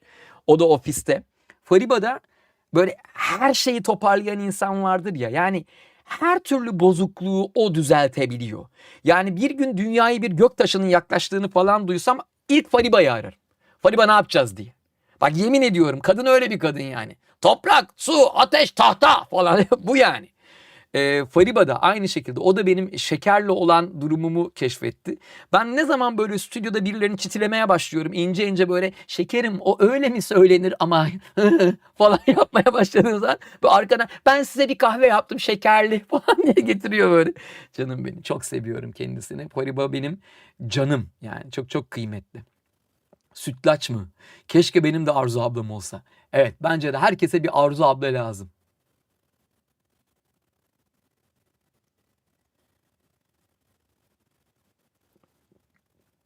Abi dijital düzenleme hakkında ne düşünüyorsun? Neyin dijital düzenlemesi? Papi, çok teşekkür ederiz. 5 arkadaşımızı çok mutlu ettin. Ama sen bizdensin. Bak sen bizdensin. Yapma. Sakin.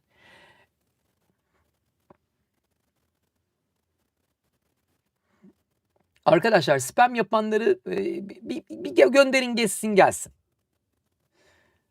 Öyle yapalım. Sütlaç yenir be abi. Manifest seviyor musun abi? Ulan bak, bu hayat bana manifest savundurdu. Seviyorum ulan. Yani son olan olaylar düşünüldüğünde manifesti seviyorum ulan. Bu kadar. Manifestin de çok ihtiyacı vardı onları sevmeme yani.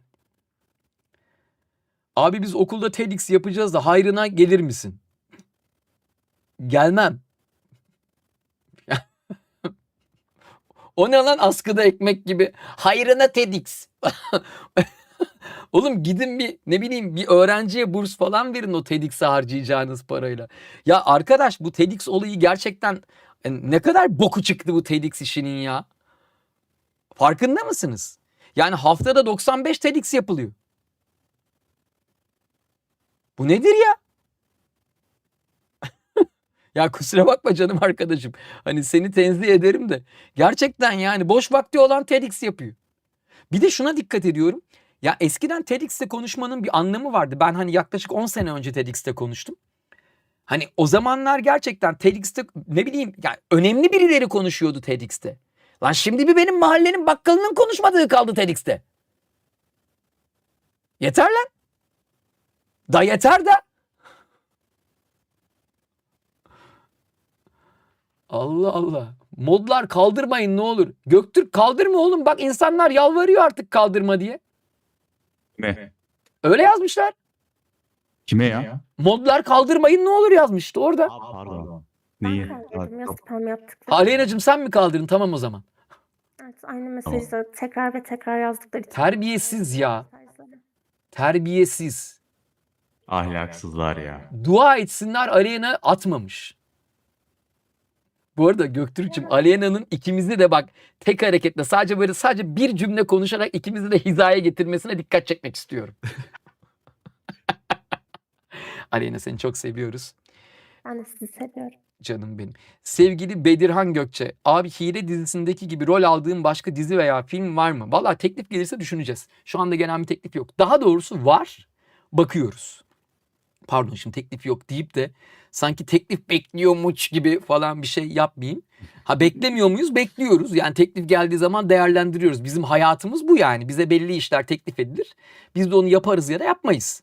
Yani ama böyle bir hani avuçlarımı açıp da beklemiş bir durumum yok yani. Onu söylemek isterim. Harun Başkan yeni proje var mı acaba? Var. Var ama söyleyemem. Abi saçların stres yüzünden mi beyazladı yoksa yaşlılıktan mı? Kadınlar yüzünden beyazladı be güzelim.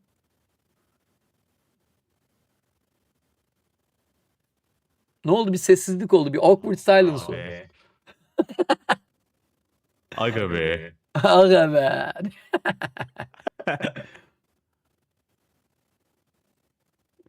Abi umarım seni yeni sezonda Mordecai'nin sesi olarak duyarız. Başka birini duyarsanız ne olur? Vay Alberto 60 aydır kanala aboneymiş. Bak söyleyemedim. Kanalı falan. Kanoli. Vay arkadaş. Arkadaşlar şu anda Alberto'ya bir alkış veriyoruz vallahi yani. Gururlandım. Adam hem mod hem de kanala aboneliğini sürdürüyor. Öyle bir deli yani. Abi YouTube'da 62 ay olmuş. Twitch'te 60 ay. YouTube'da 62, Twitch'te 60. Vay arkadaş ya. Kanal, bu arada kanal geçenlerde gördüm. Kanal 13 yaşına mı ne basmış? Totorox o yazdığın şeyi okumayacağım. Bilmeyenler için söylüyorum arkadaşlar. Ben yayınlarımda işimle ilgili konuşmuyorum. Konuşmamaya gayret ediyorum. Beni bu konuda tuzağa düşürmeye de çalışmayın. Hoş olmuyor. Sevmiyorum öyle şeyleri. Merhaba Harun abi. Okulumuzda global lisanslı bir TEDx projesi düzenliyoruz. Seni de konuşmacı olarak görmeyi çok isteriz. Mail vesaire attık ama geri dönüş olmadı. Lütfen bize dönüş yapar mısın? Arkadaşlar bana haftada bir 4 ila 5 TEDx daveti geliyor. Ben en son TEDx'te bir 7-8 yıl önce konuştum. Açıkçası TEDx konuşmalarının belli bir tecrübe üzerine yapılması gerektiğine inanıyorum. Buna ben de dahilim. Yani 7-8 sene önce TEDx'te konuşmuşken benim çıkıp bugün yeniden TEDx'te konuşmamı çok anlamlı bulmuyorum. Çünkü hani TEDx'te yeniden bir şeyler anlatmam için benim önce onları bir yaşamam lazım. Benim kişisel bir kararım var. Önceki TEDx konuşmamın üzerinden 10 sene geçmeden yeni bir TEDx konuşması yapmayı düşünmüyorum. Ben öyle TEDx'te konuşmak için göbek atan falan filan tiplerden değilim. Kusura bakmayın. Sizi geri çevirdiğim için çok özür dilerim. Ama bu benim kararımdır. Yani 10 yıl geçmeden yeni bir TEDx konuşması yapmayacağım. Muhtemelen 10 yıl sonra da TEDx'te bir önce yaptığım konuşmadan sonra 10 yıldır ne değiştiğini anlattığım bir konuşma yapacağım. Bizde bu işler böyle. Dur bakayım 10 yıl geçtiğinde kariyerimin kaçıncı yılına denk geliyor TEDx? Yani kariyerimin 42. yılında falan konuşacağım TEDx'te. Yani yeniden 42. yılımda tamam hadi böyle bir totem yapalım. Kariyerimin 42. yılında yeniden TEDx'te konuşacağım. 42. yılda ikinci TEDx konuşmamı yapacağım. Tamam bak çözdük.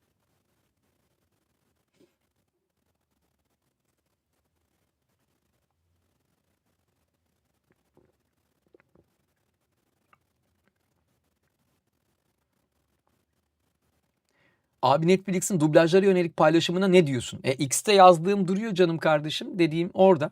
Ya ne dediğim ortada. Gerekli açıklamayı yaptığımızı düşünüyorum. Kimi time out'lamamızı istiyorsunuz? Hemen bak bizim Göktürk'le Aleyna bayılır öyle şeylere. Hemen time out'u çakarlar.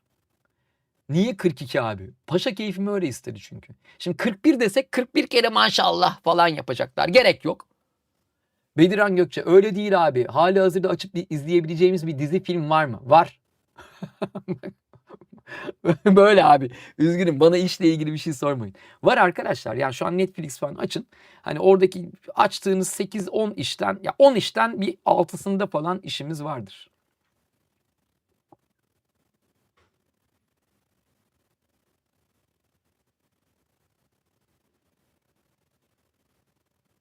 Şey mi yapsak ya kanalda böyle kimi banlayalım isimli anket mi yapsak? Çünkü şunu banla bunu banla diye bir sürü şey geliyor. Bu insanlara dinini soran insanları ciddiye almayın arkadaşlar. Birine inancını sormak çok ayıptır. Hatta bunu soran insanlar kuvvetle muhtemel inandıkları kitabı okumamışlardır. Çünkü kitapta bunu sormamanız tavsiye edilir. Çünkü bunu sorduğunuzda karşınızdaki insanı rencide edebilirsiniz. Ve kitapta der ki kalp kırmayacaksın. Dolayısıyla kanala gelip de abi dini inancın ne falan diye soruyorsanız kuvvetle muhtemel siz inançsızsınız. Ve ben inançsız insanları pek sevmem. Neye inandığınızın önemi yok. Bir şeye inanmak iyidir ama.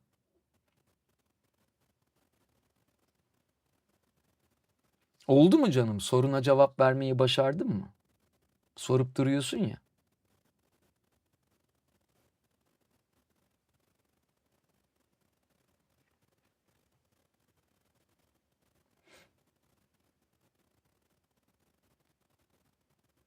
Abi numaram bende var. Muhtemelen menajerlerimden birindeki telefonlardan biridir o. Ama istiyorsanız şansınızı deneyin. Sonra avukatımla bir tanışın bakalım nasıl oluyor o işler. Biz de onu bir görelim. Yani bakıyorum telefona. Evet şu anda şeyi başlattım. Süreyi başlattım. Bakalım size kaç dakikada dava açacağız. Sadece geçen sene böyle 20 kişiye falan hakikaten haklarında işlem başlatmak durumunda kaldık. Ne kadar acayip bir ülke değil mi arkadaşlar? İşte böyle saçma şeyler oluyor arkadaşlar vallahi. Üzgünüz. Abi lütfen adımı oku. Dedem vefat etti onun için lütfen oku. Arkadaşlar yapmayın. Bunlar böyle yani şık değil. Gerçekten şık değil. Başınız sağ olsun.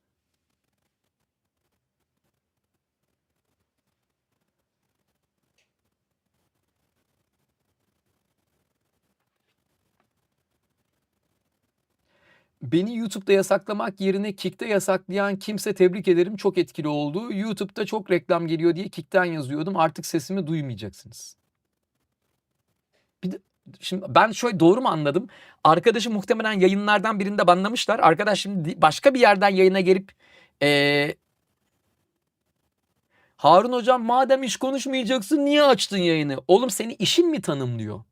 Beni işim tanımlamıyor. Ben Harun Can'ım. Benim 8 harflik bir ismim var. Yeterli oluyor yani. Ha, senin kendini ifade etmen için işinden bahsetmek gibi bir zorunluluğun varsa o senin sorunun.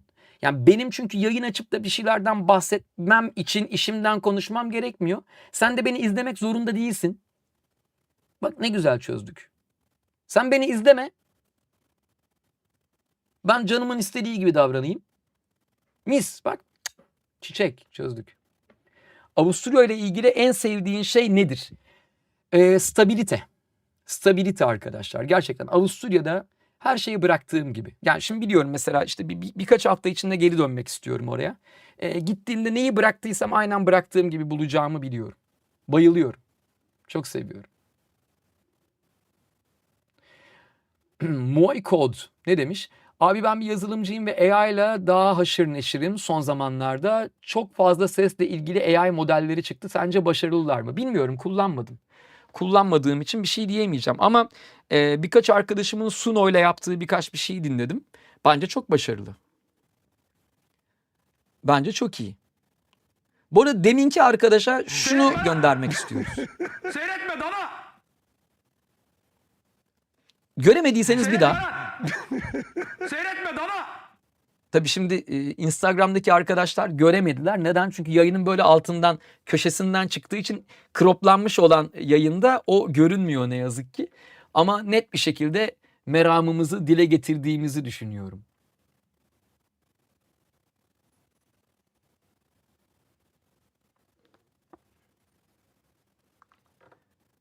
Abi uyku vaktim gelince niye açtın ya? Sohbet ederdik ne güzel. Yayından bahsediyorsunuz herhalde. Tatlı rüyalar. Abi senden bir tavsiye almak istiyorum ama pek de yemedi. Güzelmiş. Güzelmiş. Abi bana bakar mısın? Olur, baktım.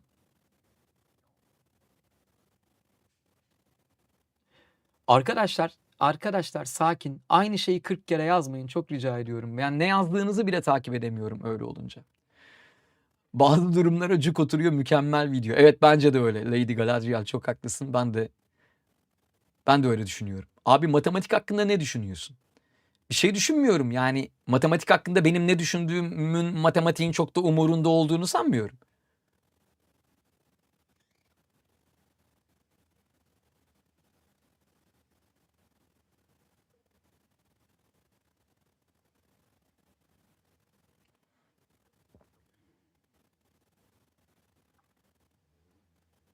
Harun abi selam. Senin motivasyonların sayesinde bir dizi yazdım ve onu Temmuz'dan itibaren çekeceğiz. Teşekkür etmek isterim. Canım benim, kolay gelsin.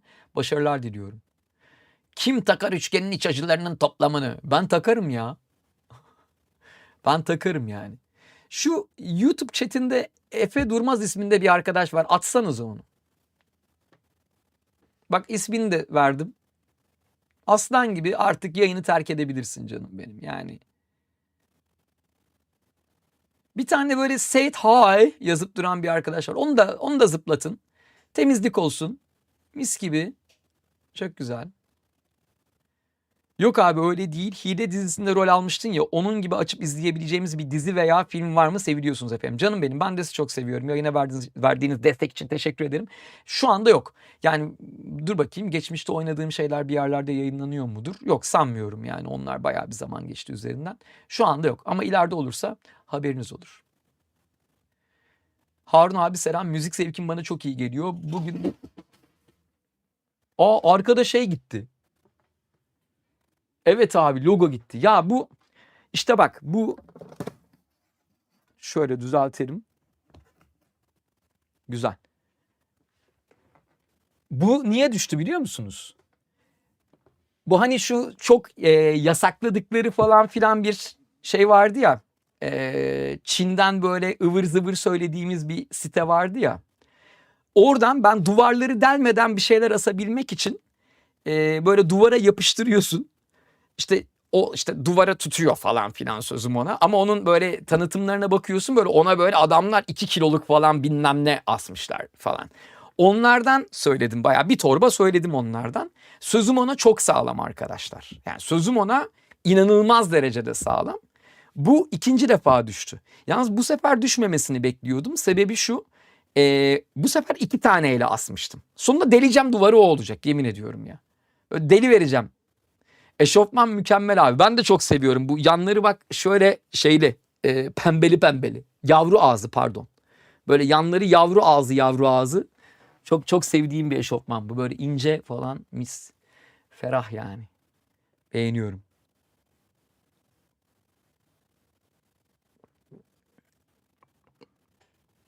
Abi ona biz de kandık. Vakum iyidir. Yok ya, vakum falan da kurtarmıyor. Duvar çünkü pürüzlü. Gerçi öyle, o sebeple de çalışmıyor olabilir. Yani duvar pütürlü çünkü biraz. Yemedi yani. Harun Bey selam. Ailemle beraber yurt dışına taşınmak istiyordum. Deneme amaçlı gidip önden bir süre kalmak istedim. 15 günün sonunda iliklerime kadar korkunç bir yalnızlık hissettim. Planlarımı erteledim. Hiç ummuyordum böyle bir şey yaşayacağımı. Ülke Almanya. Yanlış yaptığınızı söyleyebilirim. Çünkü şöyle canım arkadaşım. O yalnızlık ve işte nasıl diyeyim özleme olayı 3. ayda falan atlatabildiğiniz bir şey. Hatta belki 5. 6. ayda. Yani zaten yurt dışına gidip de orada bir hayat kurmak işte o 15 gün, 20 gün, 1 ay, 3 ay, 5 ay, 6 aylık süreçleri atladıktan sonra yapılabilen bir şey. Siz daha olayın başında ne yazık ki yani mevzuya pes etmişsiniz ama sizin için hayırlısı olsun diyelim. Şimdi aramızda yurt dışında yaşayan arkadaşlarım var. Onlar benden iyi biliyorlardır. Hani yurt dışına yerleşmenin nasıl bir şey olduğunu. Hani ben de çünkü benzer bir süreçten geçtiğim için mesela ben de işte ilk gittiğimde ilk 15-20 gün her şeye sövüyordum. Ondan sonra işte ikinci gidişimde yine sövdüm. Üçüncü gidişimde daha az sövdüm. Dördüncü gidişimde lan aslında fena da değilmiş ya falan demeye başladım. Beşinci gidişimde abi iyi ya falan demeye başladım. Altıncı gidişimde artık vay çok iyi be falan demeye başladım. Şimdi mesela dengelenmiş durumda. Yani şimdi buradayken orayı özlüyorum. Oradayken burayı özlüyorum. İşte iki ülke arasında yaşıyorum falan bu şekilde bir denge buldum. Önemli olan dengedir değerli arkadaşlar. Yani hayatta hiçbir şey zaten öyle bir anda olması gerektiği gibi olmaz. İşte o dengenin oluşmasına bir izin vermek lazım. Yani bazı şeyler için mesela çok kavga etmeniz gerekebilir. Bu ilişkilerde de öyledir. Çok kavga edersin yani. Çok tartışırsın. Hiçbir konuda anlaşamazsın. Sonra yavaş yavaş mevzu dengelenmeye başlar. Çünkü birbirini tanımaya başlarsın. Yani artık mesela şeyi bilirsin yani. Onun neyden hoşlanmadığını, o da senin nelerden hoşlanmadığını öğrenmeye başlar. İşte asıl o zaman ilişki denebilecek bir zemine oturmaya başlar. Bizim toplumumuzda ilişkilerin genelde bittiği yere bakın. İşte biz çok tartışıyoruz. Lan oğlum tartışmasan daha kötü. İyi ki tartışıyorsun. Onun doğrusu tartışmak zaten. Tartışman lazım.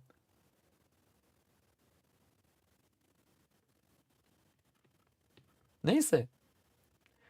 Abi YouTube'u da görüyorsun değil mi? Görüyorum. Abi robotik takımımıza sponsor olur musun? Sponsorumuz yok ama robotumuz iyi ödül alacağız bu sene. Hangi yarışmaya gireceksiniz? Rock dünyasında bir kişinin hiç ölmemesini sağlayabilecek olsam bu kim olurdu? James Hetfield olurdu.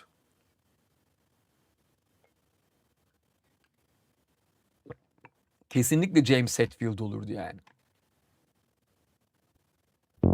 Sürekli dizi. Tartışmasız.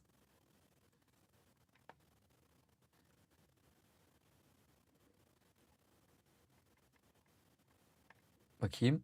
Güzel. Aleyna'cığım tekrar söylemene gerek yok. Uçur. Gönderince çözülür. Dreypes ne demiş? Abi eskiden seslenme yaparken Instagram'a attığın kısa videolar çok iyiydi. Böyle videolar gelmeye devam edecek mi seviliyorsun? Şöyle canım kardeşim o videoları yayınlamayı neden bıraktığımı söyleyeyim. Çünkü bazı kendini bilmez geri zekalılar o videoları yayınladığım için çok iş yaptığımı falan sanmaya başladı. Hayır. Ben çok iş yaptığım için öyle videolar yayınlayabiliyordum. Ve o videoları yayınlamam için yayıncı kuruluşlar genelde benden ricada bulunuyordu. Yani şey diyorlardı ya işte bizim şu işimizi seslendirirken bir video çekip yayınlar mısın falan filan diyorlardı. Fakat bazı aptallar gizliliği olan ve yayınlanmaması gereken işleri kalkıp yayınlamaya çalıştıkları için sektörde son derece büyük sıkıntılar yaşandı. Ve bu bazı aptallar sebebiyle çok büyük olaylar çıktığı için ben artık böyle videolar çekmiyorum. Çünkü benim gibi hani bilinçli bir şekilde bunu yapan ve neyin ne olduğunu bilen insanlar anladınız siz onu. Ne yazık ki bu ülkede bir şeyi iyi yaptığınız zaman arkanızdan o işle ilgili bir bok bilmeyen insanlar gelmeye başlıyor.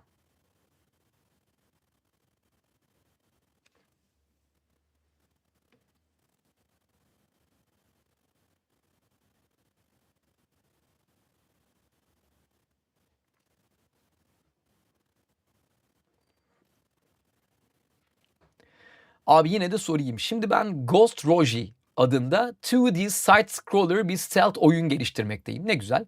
Ancak son zamanda ortaya çıkan oyun platformları yasaklanacağı ile ilgili bir durum var. Oğlum cümleyi kuramamışsın. Ama o konuyu konuştuk. Abim dil öğrenenlere ne tavsiye verirsin? Konuşun. Konuşun.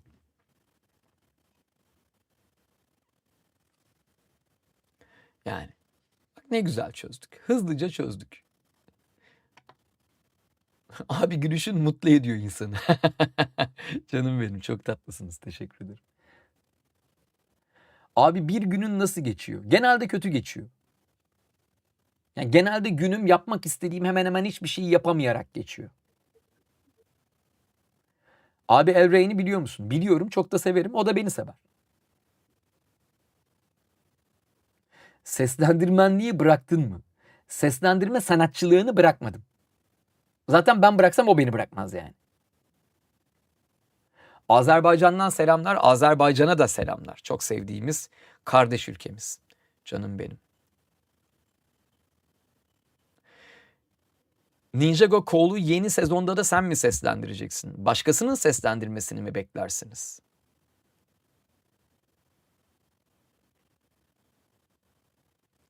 Sesini bazen kendi eylemlerinde kullanan insanlara denk geliyorum. Artık bunu sana iletmekten pes ettim. Pes etmeyin. Biz hepsini avukatımıza iletiyoruz. Gerekeni yapıyoruz. Lütfen gönderin.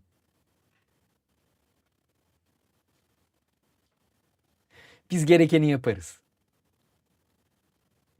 Teşekkür ederim. İyi günler.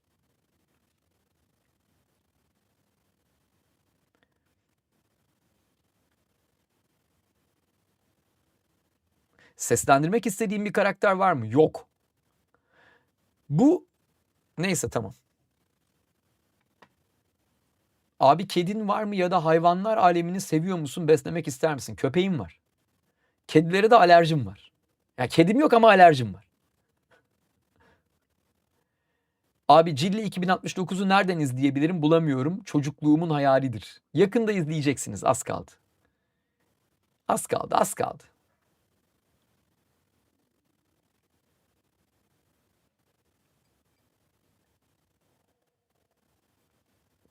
Ne yapayım diyecektim. Kelime sınırı var. Devamı gelmedi. Çalışmaya devam et. Yani çalışmaya devam ettiğinizde ne olacağını ben bilemem ama çalışmaya devam etmezseniz ne olacağını gayet net bir şekilde söyleyebilirim. Çalışmaya devam etmezseniz bir bok olmayacak. Evet, yine mantık dolu bir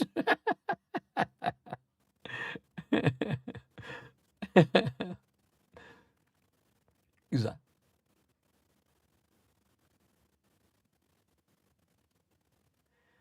İyi yayınlar abi. Hayatında atılım yaptığın dönem hangisi ve nasıldı? Ben hayatımın her anında atılım yapıyorum. Ya öyle bir an kovalamıyorum açıkçası. Atılabileceğim her an atılıyorum.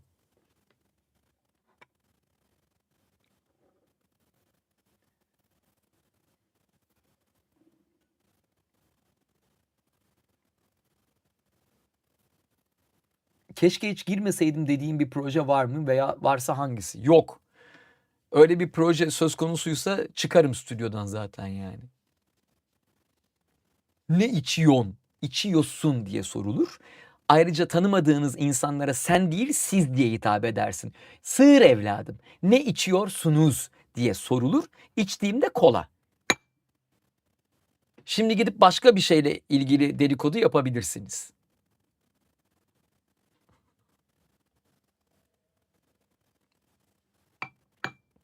Küçük bir şey rica edebilir miyim? Buyurun. YouTube chatinin bir süreliğine abone özel chat'e çekebilir miyiz? Ay yoruldun mu sen? Kıyamam ben sana. Birazcık. Kıyamam ben sana. Orası abone özel değil miymiş ya? Öyleydi. Aa. Dur bakayım. Bunu da değiştir. Özel YouTube chat herkes yazamıyor. Aboneye özel. Tamam. O zaman yavaş modu abartalım. Abartalım. Yavaş modu abartabilir çünkü bu nasıl bir mesaj ya? Sen kimsin oğlum? Allah aşkına bir sen dur. Dur bir de seninle uğraşmayayım. Siz şey yapsanız arkadaşlar, şu anda bence daha tatlı olacak. Biraz sizi dinleyelim. Mesela chat'teki mesajları okuyup sizin tepkilerinizi görmek daha lezzetli olabilir diye düşünüyorum. Abi mesajı attım moderatör chat'e. Yani ben buna nasıl bir tepki vereyim? Bu kim? Dur bakayım. Gelen mesaj şu arkadaşlar. Ben de size okuyorum. Abi Göktürk abi Discord'da kızlarla görüntülü sohbet ediyor. Hem yakışıklı hem sağlam. Türk kızları o alıyor, bize kalmıyor. Uyarır mısınız? Valla şöyle söyleyeyim. Benim Discord'umda kadınlara ilişkin herhangi bir rahatsız edici hareket eden babamın oğlu olsun atıyorum. Hatta en son ekibimizden bir arkadaşımızı ne yazık ki içim kan ağlayarak göndermek durumunda kaldık. Hala üzüntüsünü yaşıyorum. Bizim ortamımızda öyle şeyler olmaz canım benim. Şakasını yapmışsınız, anladım, çok tatlısınız ama bizde öyle şeyler olmaz. Neft Fulya efendim, aslanlara katılmışsınız, ne kadar iyi yapmışsınız, hoş geldiniz. Çok tatlı rica etti, amanın demiş. Teşekkür ederim. Evet, Aleyna öyledir, çok tatlı rica eder. Aleyna'cığım şu an rahatladı mı orası? İstediğin gibi oldu mu? Yok olmadı. Keşke olsa. Tamam, o zaman istediğin gibi yapana kadar o yavaş modu kanırtıcıyım. Azıcık daha. Azıcık daha, birazcık daha şey yapacağım şimdi. Şimdi onu şöyle 60 saniye yaptığım zaman şimdi ferahlar diye düşünüyorum. 60 saniye sanki biraz fazla oldu gibi. Hani bir konu konuşuyoruz, insanlar geriden geliyor ya da yorum yapacaksa geriden Bırak geriden yapacak. gelsinler. Olabildiğince Biraz- geriden gelsin şu an. Peki. Dur bakalım. Canım super chat gönderir biri çok önemli bir şey söyleyecekse. Biz super chat'e bir alt limit koymadığımız için insanlar rahat rahat takılabiliyor orada. Super chat'ten devam ederiz, olmadı yani. Problem değil. Evet, biraz arttıralım gerçekten. Çünkü görüyorum orada Aleyna tek başına böyle kılıcı almış. Kestire kestire gidiyor yani. Bayağı zorlanıyordu yani. 2 kılıç değiştirdim ben bugün. 2 kılıç var. Double sword mu kullandık? Bir short sword, bir long sword mu kullandık? Evet. Yürü be. Öyle oldu. Yürü be. Güzel. Haruncan baba bu alemde teksin. Kurşunlar seksin. Seksin koçum. Canım benim, teşekkür ederim. Şunu da bir kaldıracağım. Hah, tamam. Bu başa tutturulan mesajları niye kaldıramıyorum? Bu Instagram'ın şeyi ne kadar kötü ya. Ne kadar kötü ya.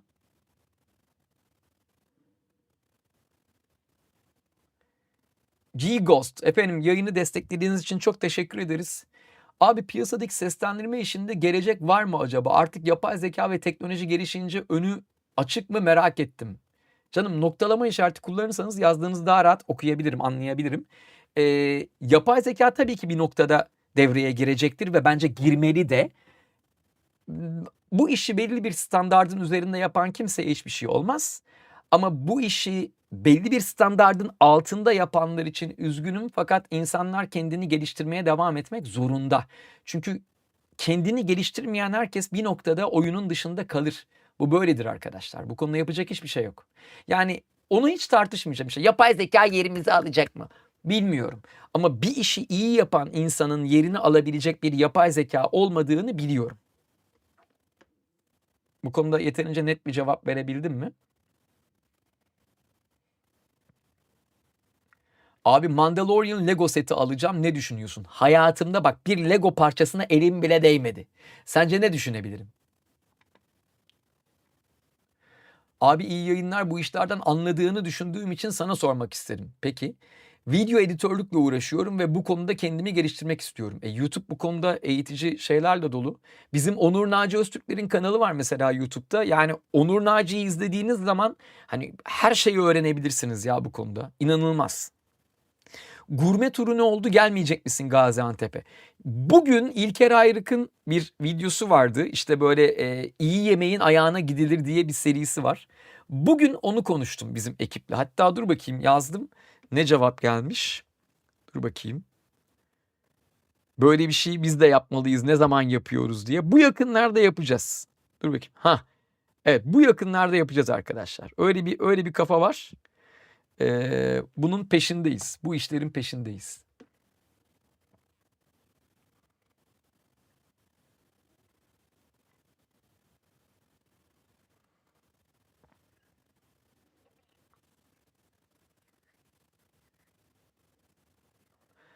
Abi gerçekten hayatında hiç futbol oynamadın mı?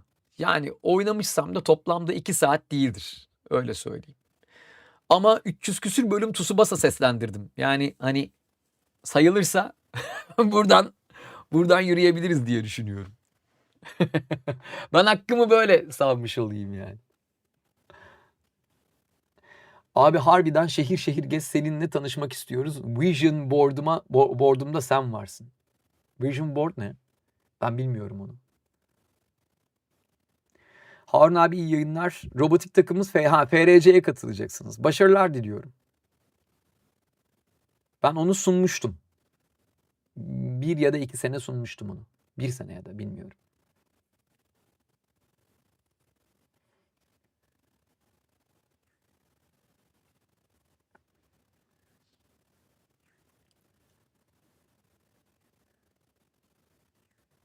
Bence yeni bölümü ne zaman gelecek? Galiba haftaya gelecek. Az kaldı. Abi sen benim örnek aldığım birisin. O yüzden sormak istiyorum. Dublaj yapmak istiyorum ve nasıl başlamalıyım bilmiyorum. Sen nasıl başladın abi? Bununla ilgili kanalda benim yaptığım sayısız video var. Kanalın ilk videolarına gidin, orada göreceksiniz. Bu konuda düşündüğüm şeyleri de orada net bir şekilde anlattım. Hani yayında tekrar aynı şeyleri anlatmayayım. Eğer merak ediyorsanız bütün röportajlarımda ve kanaldaki videolarımda bu sorunun cevabı var. Oradan bulabilirsiniz. Abi bu yıl içinde olmasını istediklerini bir tabloya koyuyorsun. Öyle. Ha, güzelmiş bak, iyi fikir o. Abi oyun yayını yapmayı düşünür müsün? Seninle izlemesi çok keyifli olur. Ya biz bir ara şey oynuyorduk. Neydi? Forza Horizon mıydı? Öyle bir şeyler oynuyorduk. Evet abi. Ama onun sunucuları kapandı biliyor musunuz? Nasıl ya? Online giremiyoruz. Ya zaten giremiyorduk da o internet hatası yüzünden. Bir de online sunucuları kapattılar. Ben online oynamak istemiyorum ki. Ben böyle bam gibi şey yapayım. Böyle Size başka oyunlar oynatayım bence. Heh, Forza 5. Forza 5 çıktı. Ben şey aldım. FIFA almıştım. Neydi bu? Hayda. FIFA'nın sonu. Oğlum alalı 1 yıl falan oldu. Daha bir kere açıp da bakmadım. FIFA 26 mı? Bir yıl 25 mi? olduysa birisi çıkmıştır. 25'tir muhtemelen. Ya son çıkan işte, hala onun üzerine bir tane daha çıkmadı. İşte son çıkmış olan hangisi o? Onu aldım ben. FIFA 25'tir o zaman muhtemelen. Bir yıl. Bilmiyorum. FIFA Bu yok. EA Sports'un yaptığı işte.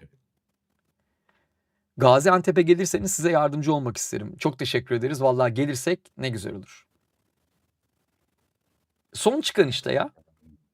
FIFA 25 Eksi işte o. 26. Ama FIFA değil artık o. Hani FIFA lisansını alamadı ya bunlar. Adı değişti onun. Unuttum, neydi o? PES'ten EA bahsediyorsun. Sports FC olan. Ha, FC 26. Ha, o işte. Bak o kadar yani. O kadar yokum olayda yani. Ya biraz baktım böyle, tamam mı? İşte yok efendim şu tuşlara bas bilmem ne olsun. Şu tuşlara bas bilmem ne olsun. Şu kombinasyonu yaparsan işte bilmem ne yapar falan. Lan onunla mı uğraşacağım ben?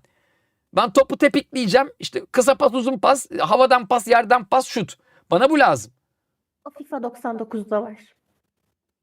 Bu galiba alay ettin, hakaret dedi. Kötü bir şey dedi bu, değil mi? Anlayalım. Bence bir anlayalım. Bu kötü bir şey dedi galiba bu. Ne dedi bu? Ama o kadar basit olduğu mekanikler sadece FIFA 99'da var. Ha, ben orada kalmış. Koşabiliyorsunuz da. Koşabiliyorsunuz da. Sağ ol be Aleyna'cığım, vallahi bak. Yani sen olmasan. Abi hobilerin neler? Hobim yok oğlum. Yani hobim yok benim. Ben insan hobisinden para kazanmaz çünkü. Ben hobi diye girdiğim her şeyden para kazandığım için benim hobim yok. Tamam, o zaman FIFA 99 oynayayım ben. Şey vardı eskiden, Sensible Soccer vardı bak. O da olur abi. Daha da geriye Ama gittim. zaten makineyi açmamışız. O Ne? mesajı geldi de. Arkada dövüş oyunu vardı ya, çık çık çık vuruyorduk. Mortal Kombat. Ha, şu değil mi? Evet. Aa, bugün açmamışız onu gerçekten ya. Açarız. Da şimdi gidip onu açacak halim yok yani. Ya tabii abi, yani size bilgilendirmek için söyledim. Ha. Belki açık zannediyorsunuz diye falan. Bana da. Yok, unutmuşum ben onu. Yani açabilirim tabii. Ha? Sağlık olsun abi. Ha, bence de sağlık oldu. Pixel 10 TR. Abi Einstein görelilik teorisini kanıtlar mısın? Einstein niye kanıtlamamış?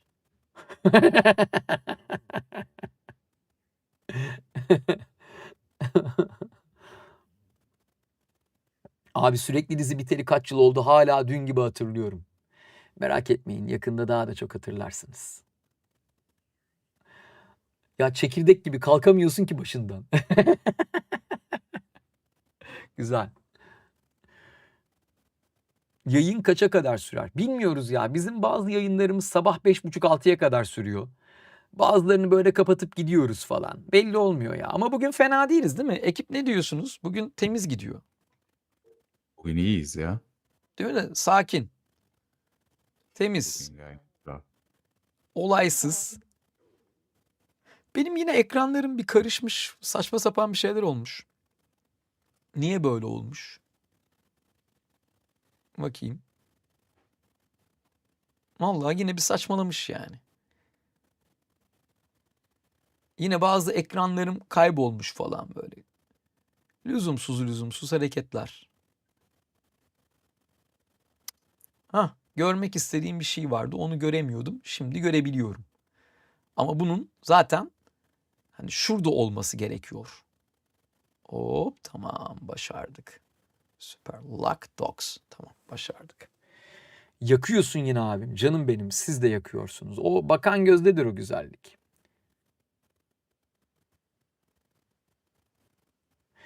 İyi yayınlar Harun abi. Tokat Üniversite Hastanesi'nden selamlar. Canım benim. Eğer hastaysanız geçmiş olsun. Görevdeyseniz kolay gelsin.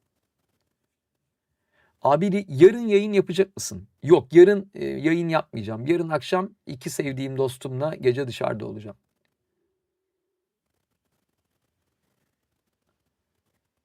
Bugün akıyor yayın, o kadar eril de değil hatta. Bence de değil. Aleyna Hanım var ya, oradan kurtarıyoruz. Aleyna Hanım yayınımızın eril bir yayın olmamasını sağlıyor arkadaşlar. Teşekkür. Rica ederiz efendim, ne demek.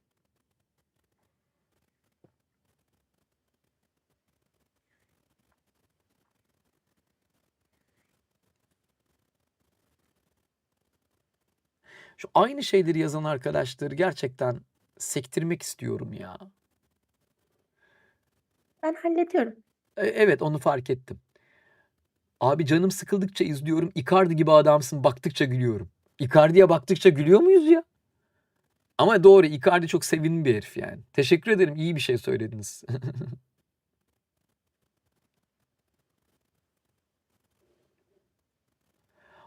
Aleyna Queen'e respect yazmış biri bak. Bence de öyle.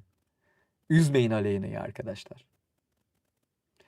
Müzik yayını yapacak mıyız abi? Yapabiliriz ya, belli olmaz. Bugün duruma bakarız. Yani bugün böyle bir playlist yaptım. Onu hani paylaştım. Gönderdik yani. Abi arkandaki %100'ü nereden aldın, çok iyiymiş. Onu almadım, onu sevgili %100 müzik bana yapıp gönderdi. Bu bir %100 müzik yayını olduğu için değerli arkadaşlar, %100 müzik işbirliğinde bir yayın yaptığımız için orada öyle bir logomuz var.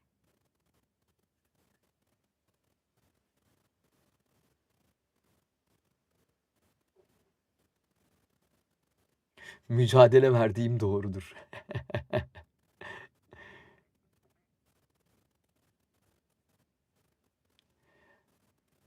Harun abi iyi yayınlar. Bir arkadaşımın yaptığı çalışmaları size iletmek istiyoruz. Size nasıl ulaşabiliriz? Ekibe ulaşabilirsiniz. Haruncan Team hesabına ulaşabilirsiniz. Onlar size yardımcı olacaktır. Yani çalışmaların ne olduğunu bilmediğim için ne ulaştırmaya çalıştığınızı da anlamadım tabii ki yani.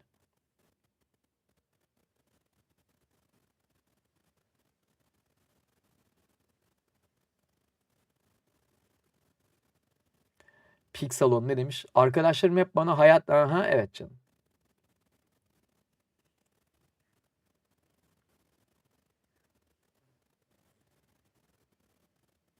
Abi keman cello tarzı hiç denedin mi? Ne?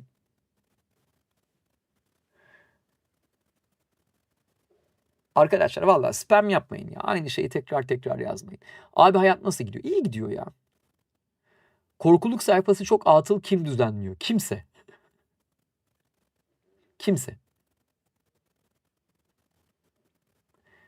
Uzun zamandır sponsor, kardeş gibisiniz diyebiliriz bence. Evet, öyleyiz.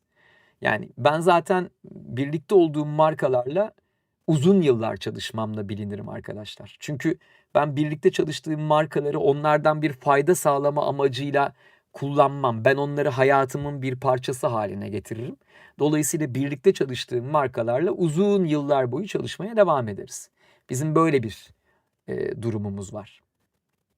Ya ben bir markadan bir şey elde etmek için onlarla çalışmam. Onlarla birlikte bir şeyler üretebilmek için onlarla çalışırım. Benim yaklaşımım budur markalara.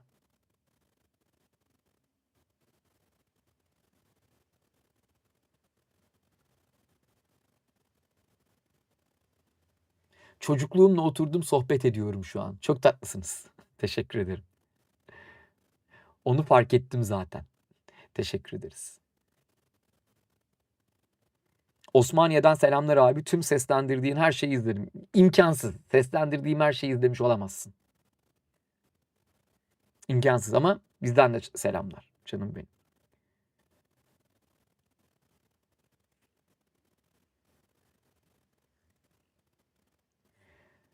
Abi Akıncı'nın yeni sezonu gelirse yine aynı ekip seslendirir değil mi? Evet yani projeyi ben yönetiyorum. Ekip içinde birileri eğer değişmek istemezse, onu değiştirmemizi istemezse yine aynı ekip konuşur kuvvetli muhtemel.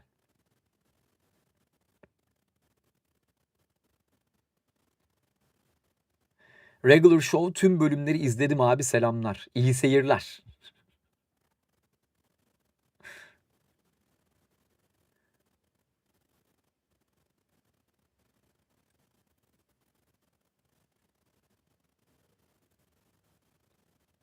Aleyna Thermoplae mücadelesi veriyor. O ne?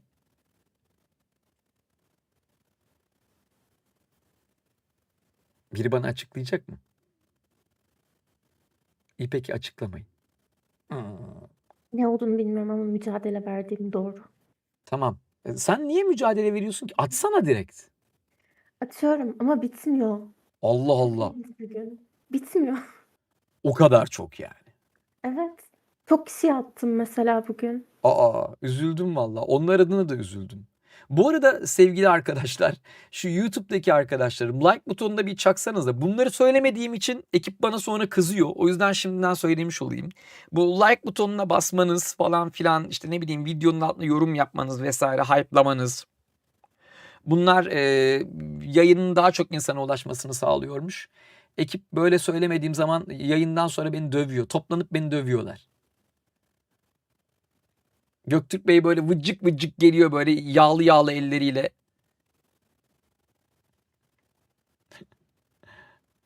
Mümkünse yani. Bugün bir şey daha söylemeyi unuttuk ama. Ne söylemeyi unuttuk? 8 bit oyunu söylemeyi unuttuk.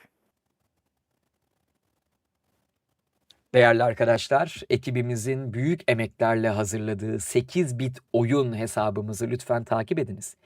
Eğer oyun dünyasını seviyorsanız, oyun oynamayı seviyorsanız, oyunuma dokunma, başka bir yerime dokun demek istiyorsanız 8 bit oyun sayfamızı takip edebilirsiniz. Instagram'da, X'te, YouTube'da, Kick'te, her yerde. Evet. 8 bit oyun, 8 bit oyun. Takip edin. 8 bit oyun. 8 bit oyun. 8 bit oyun. Oldu mu? Teşekkürler. Rica ederim ne demek. Bir de link verin kanallara. İnsanlar şimdi üşenecek ben biliyorum. Özellikle şeyde Instagram'da şey yapsanıza @işareti koyup 8 bit oyun yazsanıza.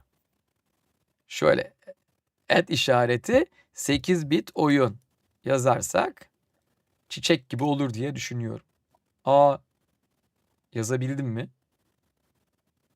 Niye öyle bir gıcık bir şey oldu?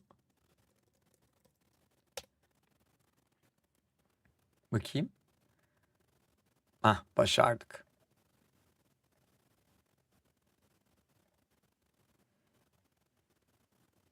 Evet, @8 bit oyun arkadaşlar. Direkt yakalayabilirsiniz. @8 bit oyun. Yorumu da sabitledim. @8 bit oyun linkimize tıklayarak 8 bit oyun sayfamızı takip edebilirsiniz arkadaşlar. Hayatınız değişecek. 8 bit oyun. Ahenkle dans eden saçlar için. Ne kadar lüzumsuz. Ama 8 bit oyun çok güzel hesap oldu. Şimdi bak bu ayrıntıyı atlamayalım. Hakikaten Aleyna'nın ciddi emek verdiği çok kıymetli bir gaming sayfası. Oyunlar hakkında eğer haber almak isterseniz 8 bit oyuna yapıştırabilirsiniz arkadaşlar.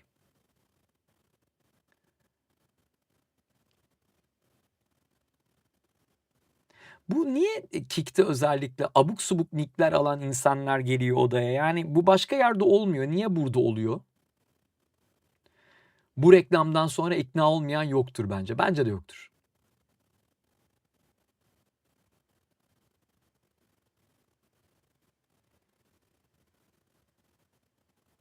Arkadaşlar işlerden çok konuşmayalım. İKV Freestyle hoş geldiniz efendim.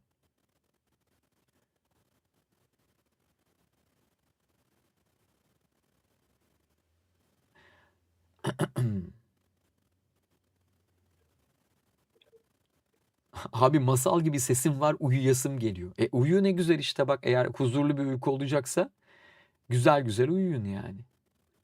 En düzgün nick benim. Doğru vallahi. Bu ismini soy ismini nick olarak seçen insanlara bayılıyorum bak. Net. İsim soy isim. Tertemiz.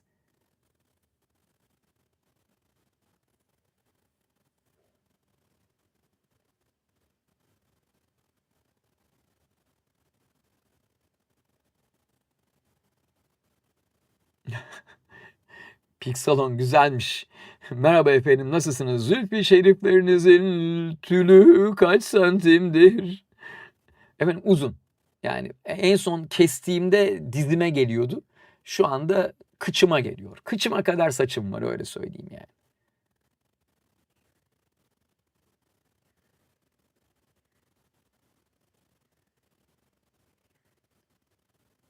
Seni tekrar TEDx'lerde görmek güzel olurdu bizler için. Bu konuyu az önce konuşmuştuk. Önceki TEDx konuşmamın üzerinden 10 sene geçmeden yeni bir TEDx konuşması yapacağımı düşünmüyorum. Yani çok özel bir şey olması lazım. TED Talks falan olabilir.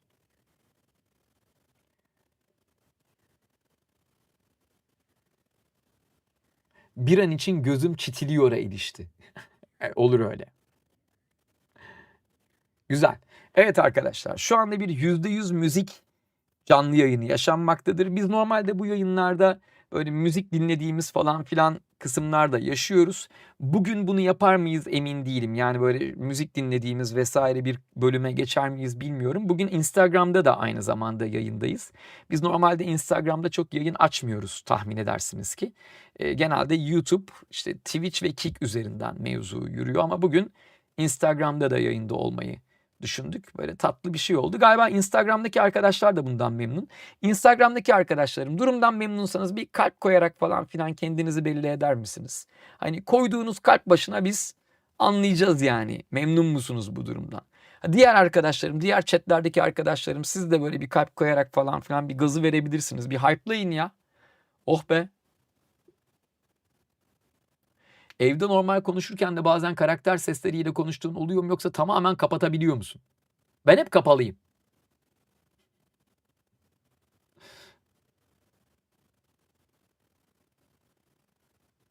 Abi yayınların ne kadar sürüyor? Yeterince. Abi Instagram'da video çok kalitesiz. Bilmiyorum onu güzel kardeşim. Yani biz şu anda aslında bu yayını 4K mı ne gönderiyoruz? Ama Instagram'ın yayın koşulları nasıl çalışıyor onu bilmiyoruz. Yani buradan bakayım, bizim mesela 8 bitin hesabından girip Haruncan'daki yayını görebiliyor muyum ben? Buradan bakayım. Bir kere dikey yayın yaptığımızı sanıyordum. Meğer Instagram'da gayet yatay bir yayın yapıyormuşuz. Abi seninle küstüm, gidiyorum. Niye? Bu arada şu an bakıyorum, Instagram yayını hiç fena değil. Gayet güzel. İbrahim Askoloğlu gelmiş. Canım benim. İbrahim'cim hoş geldin. Ne güzel seni görmek. İbrahim abi selamlar, saygılar. Göktürk'ün en sevdiği haberci geldi. İbrahim bazen böyle milletle kavga ediyor ya, bayılıyorum. İçimin yağları eriyor. Bir de böyle kızıyor ya, bu böyle şey yapıyor, verip veriştiriyor falan.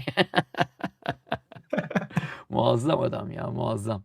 Onun böyle bir derdin peşine düşme dirayetinin hastasıyız. Çok seviyoruz. İbrahim hoş geldin dostum. Dur bakayım. Güzel görünüyor, güzel görünüyor. Ama ben mesela Instagram'daki yayının yatay değil dikey olduğunu düşünüyordum. Şu anda benim önümdeki ekranda da dikey görünüyor yayın. Ancak öyle değilmiş. Niye öyle değil acaba? Bir de niye 30 frame per second gidiyor bu yayın? O da mesela saçmalık yani. Biz normalde 60 frame gönderiyoruz bu yayını. İlginç. Demek ki Instagram kafasına göre sınırlıyor bunları yani. İbrahim eşittir Batman. Evet, o bir nevi Batman gerçekten. Görüntü kalitesi kötü. Nerede kötü? Kick'te mi? Abi bende niye öyle değil? Ekip şu anda görüntü kalitesi kötü mü gerçekten ya? Görüntü kalitesi iyi ama bence arkadaşın internetinde sorun var.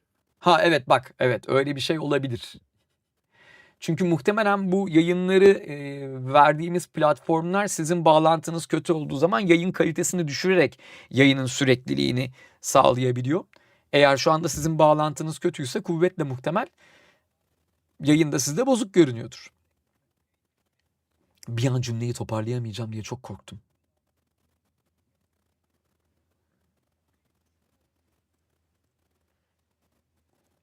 Göktürk uzaydan konuşuyor abi. Yok Göktürk uzaydan konuşmuyor. Ben burada yaka mikrofonu takarken aynı zamanda o hoparlörlerden Göktürk'ü duyduğunuz için benim mikrofonumdan feedback yapıyordur.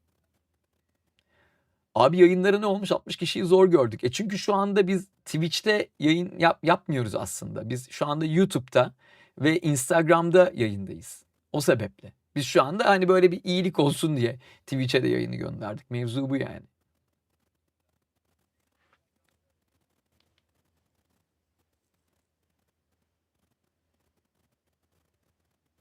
Harun abi 3 gün önce Cuma günü Iron Maiden Londra konseri vardı. Q2 Arena'da ona gittim. Vay güzelmiş. Kesin güzeldir.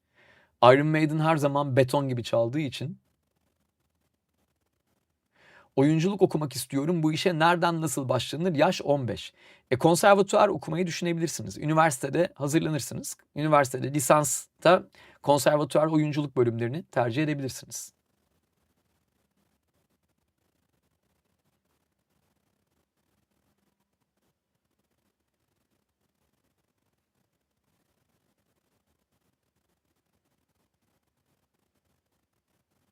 Canım aynı şeyi 40 kere yazmayın. Mesela şu FRC olayını yani 25 kere yazdınız. Bir kere de okudum.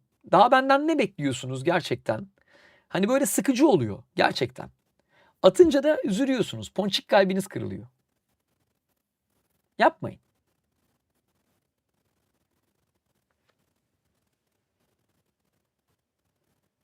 Arkadaşlar lütfen like butonunu bir parçalayın. Ha işte bak. İşte takipçi gibi takipçi. Evet. Bence de like butonunu bir göçertin. Çok iyi olacak. Kötü karakterleri seslendirmek mi daha eğlenceli yoksa iyi karakterleri mi? Neden? Hepsini seslendirmek eğlenceli.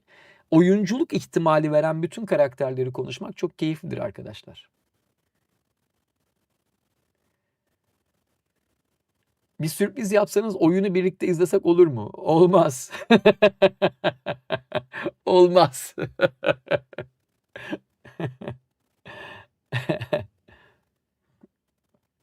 Harun abi bağlanma stilleri hakkındaki düşüncelerin ne? BDSM'den mi bahsediyoruz? Shibari falan mı yani?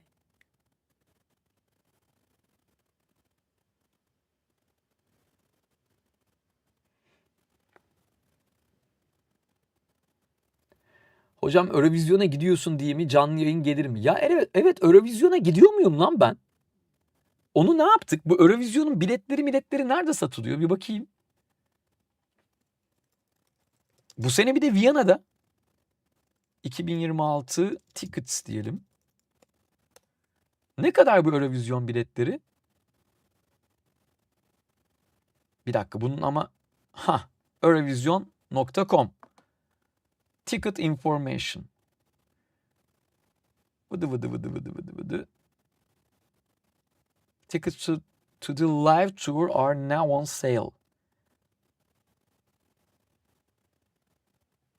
Yok abi biz şeyi istiyoruz ya. Direkt Mayıs'ta Viyana'daki. olan mı? Ne? Mayıs'ta olan mı? Oğlum kaç tane Eurovision var? Ya bayağı bir yazmışlar. Ben size bir link atayım istiyorsanız bakın abi. Bizim Yok. yerimize buldum lan. Oğlum o nasıl link? Ha o şey bir site canım benim. O bildiğin kara borsa sitesi benim bildiğim kadarıyla. Bilmiyorum. Bir dakika bu o mu? Olabilir. Bu siteyi tanımıyorum. Bu tip biletleri kesinlikle bilmediğiniz bir yerden almamanız lazım. Stadthalle'de yapılıyormuş Viyana'da. Yine de bakalım. Semifinal One Evening Preview Show değil. Afternoon Preview. Hepsi yok mu lan? Abi kaç sayfa? Bu tamamı yok mu? Tamamına katılmak için bilet alamıyor muyuz? Aha. Grand Final diyor.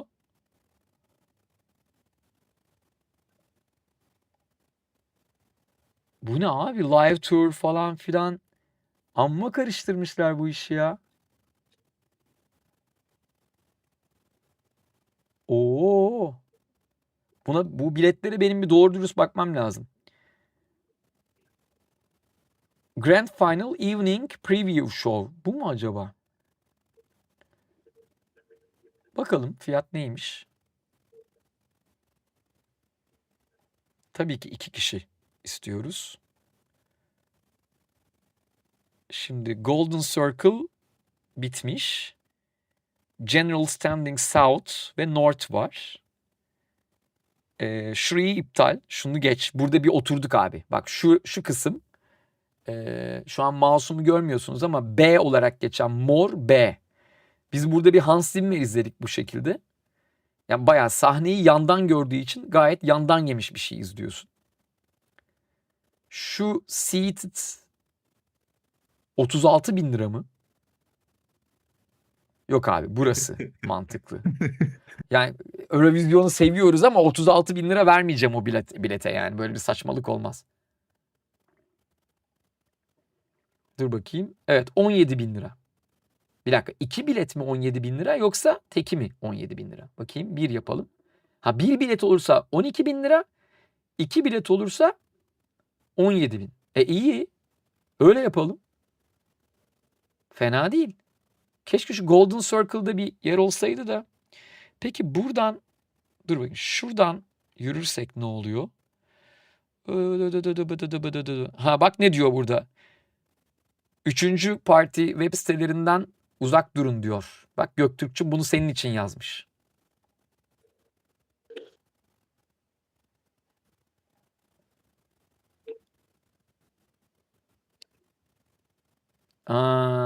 Bu verdiğiniz son haber beni üzdü. Ben de gördüm ama ne kadar doğru bilmiyorum. Dur bakmak bakayım lazım. ben belki şey yapabilirim ya. OE ticket satıyormuş. Şimdi benim bir fixer'ım var.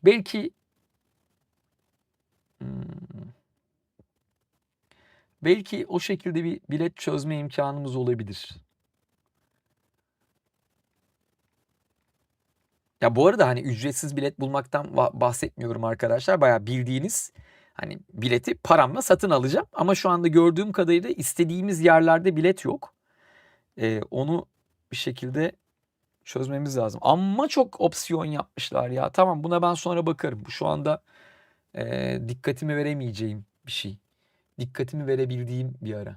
Neye bakıyoruz şu an? Şu anda Eurovision 2026 biletlerine bakıyorduk.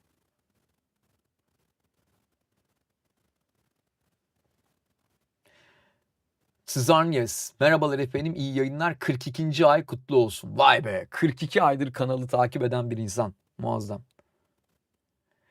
Hocam çerçeveyi biraz daha küçültseydin çok büyük. Hangi çerçeveden bahsediyorsun canım benim? Benim kameramdan mı bahsediyorsun? Beni o kadar büyük görmenize gerek yok ki.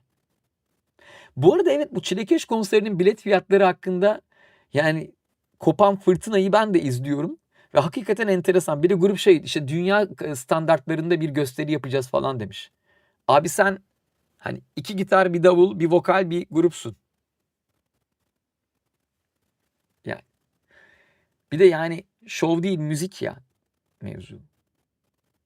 Bir şey diyemeyeceğim. Tanırım ve severim kendilerini.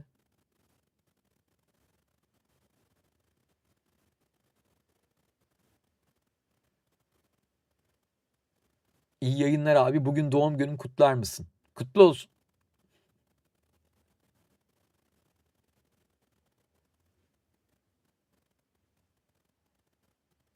Çok pahalıymış. Iron Maiden konserine 120 sterlin ödedim. Ama onlar Iron Maiden grubuydu yani. Doğru. Ama Eurovision biletleri genelde pahalı oluyor arkadaşlar. Bir de Eurovision bazı grupların diyeyim çok revaçta, çok çok sevdiği bir gösteri. Doluyordur yani. Eminim o biletler kalmıyordur. Bilgisayar oyunu oynuyor musunuz? Yok, oynamıyorum pek. Az önce bunu konuşmuştuk.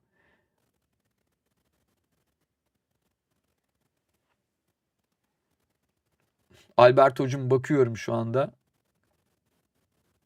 İşte rehearsal istemiyoruz. Live show'ları istiyoruz. Semi-final değil, grand final live show istiyoruz. Ozan, bu grand final live show'da bak orada Saturday 16 Mayıs saat 21. Oraya bir baksana. Onun biletlerine baksana. Abi ona bakmaya çalışıyorum da galiba bir ön kayıt falan prosedürü varmış. Hemen bir Zamanlardaki gibi işte. bizim adımıza hemen bir kayıt açabiliyor musun? Sanırsam. Olalım abi, bakalım onu. Bir deneyelim abi. Ya şimdi beni Avrupa Yayın Birliği'ne şey yapmayın. Yürütmeyin yani arkadaşlar. Sevgili Ebu, buradan size sesleniyorum. Oo. Ne o? Grand Final biletleri 14 dakika içinde, yarı final biletleri ise 20 dakika içinde tükenmiş. Ne güzel. Tahmin etmiştim. Aziz Efe Küçük, 5 arkadaşımızı çok mutlu ettiniz. Çok teşekkür ederiz efendim abonelikler için. Bu arada YouTube'daki arkadaşlarım bir like butonuna çakarsanız, bir dakika, 20 dakika içinde tükenmiş mi bütün biletler yani? Evet. Ya eskiden işte yengeniz beni sevdiği zamanlarda böyle biletleri yakalardı.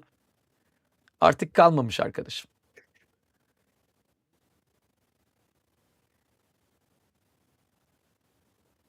Ama yine çözeriz ya. Ya bırak. Sad. Şu an sad. Şu an seri sad.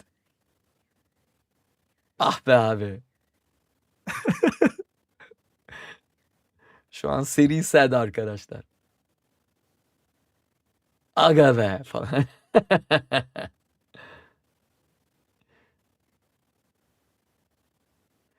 İsrail yüzünden iptal olma durumu var. Ondan bakmadım. Ben sana bir şey diyeyim mi? Asla iptal olmaz yani.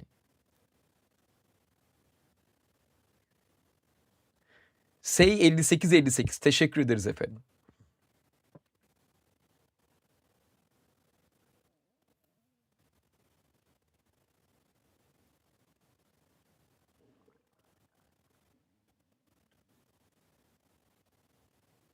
Arkadaşım ne dediğini hiç anlamadım yani. Ne diyorsun acaba? Hiçbir fikrim yok ne dediğinle ilgili. Böyle kendi kendinize bir tribe giriyorsunuz ama YCNNKRTL 33 aydır bizimle birlikteymiş. Sıra Kik'ten kutlamakta. Hoş geldiniz. Gökçe Kargaları... Abdullah bu ya. Abdullah'cığım hoş geldin. Ne haber abi? Bu hafta yine bir oturur muyuz? Böyle bir akşam yine fantastik bir yerde nargile içmiştiniz ya siz. Oradaki çay güzeldi. O ne çayıydı bilmiyorum ama güzel bir çaydı o. Oğlum benim gibi adamı nargilecide oturtmayı başardınız ya, helal olsun.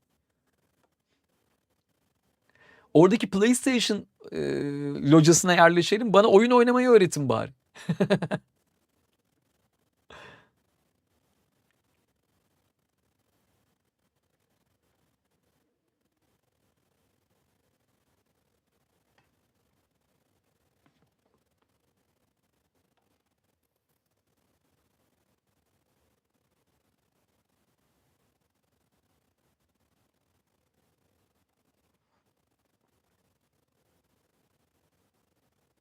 Abi kaç saattir yayındasın? Güzel bir soru. 2,5 saat olmuş canım benim.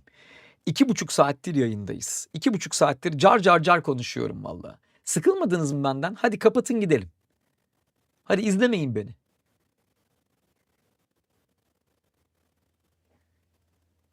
Hadi kapatın. Hadi izlemeyin beni. Kapatın. Tatlı tatlı gidin ponçik ponçik uyuyun. Hadi güzel güzel uyuyun arkadaşlar. Yok sabaha kadar buradayız. Yok öyle değil. Tatlı tatlı uyuyun.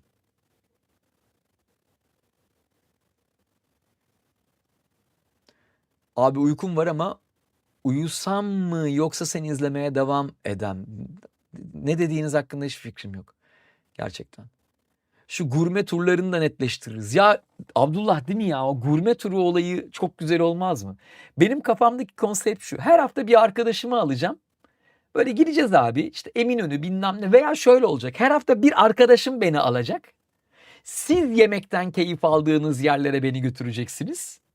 Ben böyle mide fesadı geçireceğim falan. Öyleli. Yapalım mı öyle bir şey? Bizim Gürkanlar da çeker. Böyle bir seri yapalım YouTube'a. Atıyorum her pazar günü bir arkadaşımla. Her pazar bir arkadaşımızı seçelim.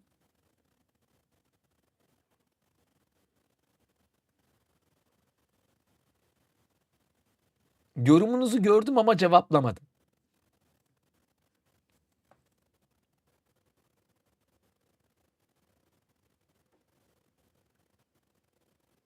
Abi Hı. bir ufak macerasım olacaktı da. Maçurazın mı? Sesim yok yok. Ben Ses diyebilir gitti, miyim? ses gitti. Ma Oğlum doğrusunu unuttum lan. Maruzatım. Göktürk'ün Instagram hesabı kapatıldı. Abi delinin biri ben Instagram chatine form attım diye şikayet etmiş üst üste. Nasıl lan? Spamdan dolayı. Hesapta şu an yorum atamıyorum, hiçbir şey yapamıyorum, sürekli uyarı veriyor. Nasıl senin Instagram hesabın mı kapandı? Uyarı veriyor abi, hiçbir girdiğimde topluluk uyarı hesabı veriyor. Hiçbir şekilde yorum atamıyorum, bir şey beğenemiyorum. Topluluk kuralları ihlal ettiğim için şu anda bir hafta boyunca hiçbir şey yapamıyorum. Sebebiyle yayına attığım form linklerinden dolayı spam şikayeti. Eyvah şimdi Instagram'daki kızlar ne yapacak? Ama birisi de yazmış ki abi birisi chatinde spam yapıyor, banlasana şunu diye. Oğlum işte ama bu Instagram'ın sorunu yani. Bizim orada size modluk falan verebiliyor olmamız lazım. Bu çok saçma. Ha ben senin yorumunu da bile başa tutturdum falan yani. Bu nasıl aptal bir algoritma? Bir de yazık anlayamadı ilk başta ağlıyor 2 saattir. Tamam şey yap bari. Çık bari yayından. Çık tekrar gir bakayım toparlayacak mı? Abi yok. Bir kapat aç belki düzelir. Gönderilere de yorum atamıyorum. Nasıl? Gönderilere de yorum atamıyorum. Ha bayağı sen bir hafta banlandın yani. Evet. Arkadaş sağ olsun, nasıl bir yazayım bilmiyorum. Sürekli her mesajıma spam atıyor. O zaman bundan sonra şey yapacağız. Instagram'da sizi farklı isimlerle alacağız. Yani farklı hesaplarınız olacak. Oradan yayını yöneteceksiniz. Çünkü böyle bir saçmalık olmaz yani. Senin için üzüldüm. Bir abi sıkıldım yazmış. Oğlum izleme beni. İzleme. Çok kolay. Seyretme lan. Seyretme dana. Allah Allah. Abi hani bir ara kamp gibi bir şey yapacaktın da ya da arkadaşlarla birlikte yemek falan yiyecektik. Mangal gibi bir şeydi sanki. Ya arkadaşlarla yemek yemeye varım ama ben kamp yapamam. Yani ben onu beceremem. Çünkü ben hayatımda yani içime basmış bir adam değilim. Benim kamp yapmam düşünülemez bence. Ya ben kamp yapmaya kalkarsam çok komik olur.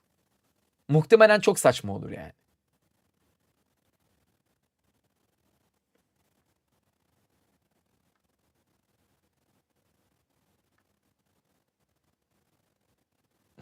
Mazurat dedi ben duydum. Evet bak Abdullah da şu an benim bak şahidim de var. Ben yanlış duymamışım. Mazurat demişsin. Tabii sen şimdi bir hafta boyunca cinsel hayatım ne olacak diye ağlıyorsun değil mi? Ya bak adamda ses yok. Bitmiş. Çocuk perişan olmuş. Titiz insanlar için kamp cehennemdir. Evet ben biraz titiz bir insanım. Zor olabilir gerçekten. Abi dün billur kebabı yedim. Afiyet olsun. Güzeldir muhtemelen. Afiyet olsun.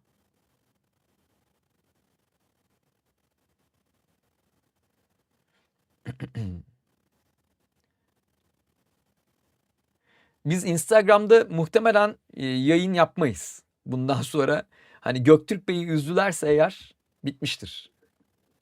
Hayır bir de inatla ya o çocuğu bulup tebrik etmek istiyorum. Her mesajıma hani toplam 30 tane mesaj atmışım. Her birisine spam atmış. Helal olsun. Çok sağlam bir izleyici. Ama keşke bana yapmasaydı. Bir şey olmaz lan çözeriz onu. Sıkıntı değil Yazışırız. abi, bir hafta ne olacak? Yazışırız boş ver bir şey olmaz.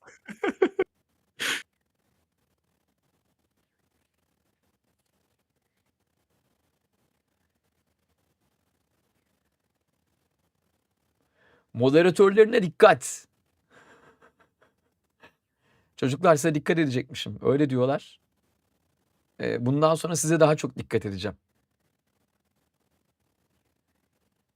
Abi elektrik gitti bilgin olsun. Gitti mi? Yo. Gayet canavar gibi.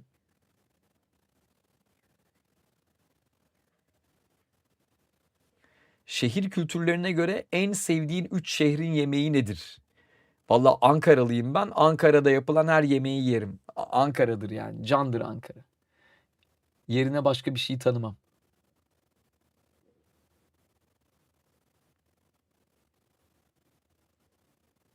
Şu aynı şeyi yazan insanlara gerçekten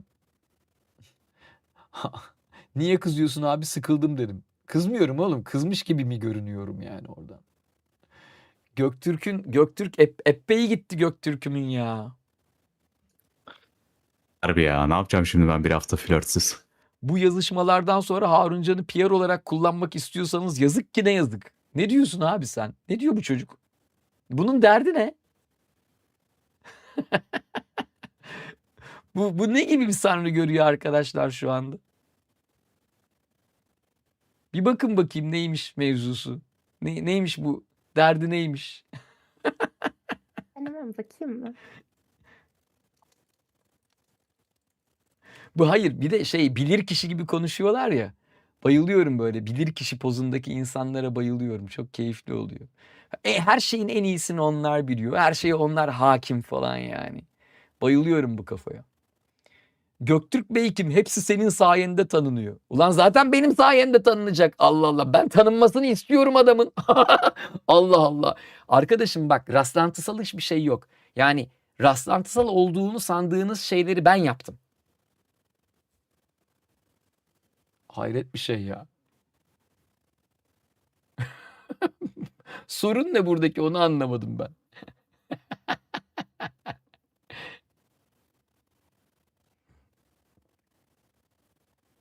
Ne anlatıyor bu?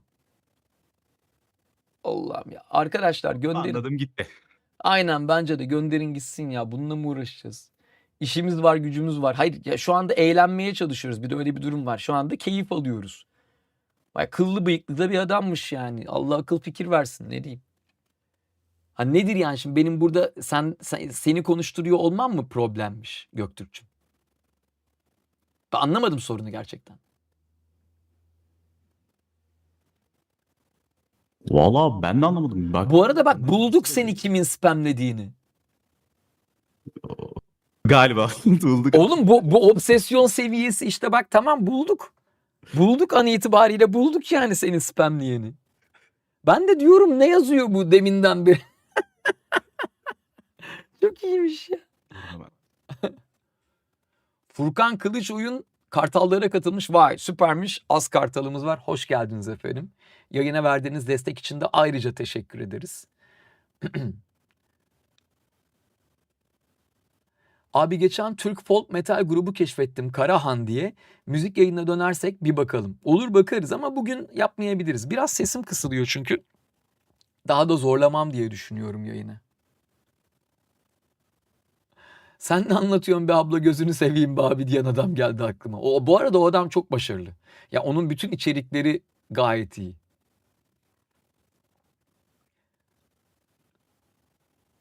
Göktürk'cüm bulduk ya, seni kimin spamlediğini bulduk bak. Ankaralı insanlar neden bu kadar tatlı oluyor? Bu sakinlik mi, o meşhur içtenlik mi, yoksa Bozkır'ın verdiği o az ama öz hali mi insanı böyle yapıyor? Ay çok tatlısınız, çok teşekkür ederim. Çok şekersiniz. Vallahi Ankaralı olarak duyduğumuz en güzel iltifatlar olabilir bu. Evet, Ufuk'un dediği gibi hakikaten çok şekersiniz. Teşekkür ederiz. Ah be abim, görmeyeli tipin bayağı değişmiş. Zaman gerçekten insanı fiziksel olarak da yaşlandırıyor. Ama ruhun yaşlanmaması asıl önemli. Ama ruhun yaşlanmaması asıl önemli olan. Arkadaşım benim, yani sizin beni ne zaman gördüğünüzü ben bilmiyorum ki. Bir de şöyle bir şey var. Şimdi internette benim 20 yıl önceki fotoğrafım da dolaşıyor hala ortalıkta. O yüzden öyle bir şey olabilir. Şey yapmayın onu çok. Takmayın kafaya. Geçer. Abi senin hayatıma verdiğin katkılardan sonra bu hiçbir şey. Canım benim, çok teşekkür ederim. Siz de benim için çok kıymetlisiniz. Hemencecik de ortaya çıktı o şahıs. Vallahi öyle, kendini hemen belli etti yani. Ben de diyorum neye kurulmuş bu? Neye böyle bağırıp çağırıp duruyor? Sonunda anladık ki Göktürk'e kurulmuş. Göktürk, seni kimse sevmiyor, farkında mısın? Olsun, ben seviyorum.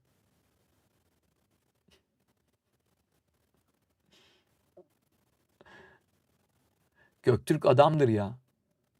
Tamam, şöyle yapalım ya. Peki. Göktürk'ü sevenler bir kalp koyabilir mi arkadaşlar? Daha geçen gün keşfetime Tamer abiyle olan videonuz düştü. Yavrum, biz o videoyu 7 yıl önce falan çektik. Yani. Evet, Göktürk candır diyenler arkadaşlar bir kalp koysun. Ya da üşenmeyip Göktürk candır da yazabilirsiniz yani. Datum 123 kargalara katılmış efendim, hoş geldiniz. Erkek halimle bile seviyorum demiş bak biri. İşte bu. Göktürk'cüm şu anda büyük seviliyorsun. An itibariyle kanal senin için coşkuyu veriyor. Bak güzel, işte kalp koyan koyanı, işte budur ya. Demek ki bir bildiğimiz varmış değil mi yani? Bu yayınlarda boşuna Göktürk Bey'i sidekick olarak koymadık yanımıza. Aslan parçası. Göktürk efendi bir kardeşimizdir. Terbiyeli bir çocuktur. Bozmaz kendini. Ha, kendini bozarsa çok fena yaparım, onu biliyor zaten. Aralarında fena yaptığım arkadaşlar var. Bunlardan biriyle bir 2-3 hafta önce bir konuşma yapmıştım. O kendini biliyor. Ama galiba o konuşma kendisine çok iyi geldi. İsterse kendini belli edebilir. İyi geldi değil mi? Kendine geldin. Geldi abi, geldi, gayet iyiyim. Bir ferahladın değil mi? Böyle bir gençleştin resmen, bu kadar mı fark eder? Ya tam olarak öyle oldu. Hah, işte böyle. İyidir. Bazen bir abinin böyle bir sallaması iyidir yani. Abi niye Göktürk'ü Instagram'dan banladılar? O da Göktürk'ün şanssızlığı vallahi. Başlık esprisi güzelmiş Harun abi. Harun canlı yayın muhabbeti mi?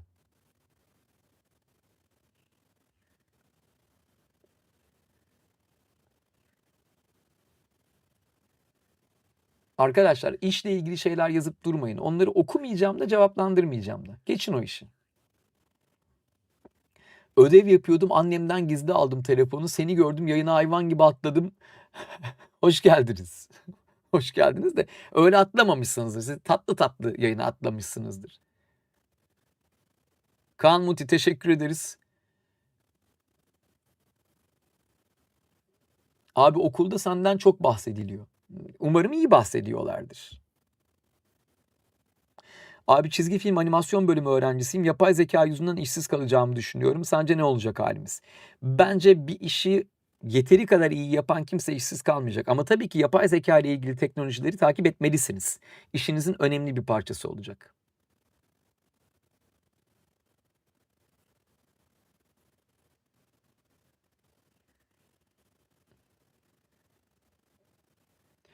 Yayının müzik tagi sesinizin müzik gibi akmasından mı geliyor? Vay çok güzel, bak işte yorum gibi yorum, yemin ediyorum. Teşekkür ederiz. Şuradan geliyor canım arkadaşım. %100 Müzik bizim yayınlarımızda işbirliği yaptığımız sevgili iş ortağımız.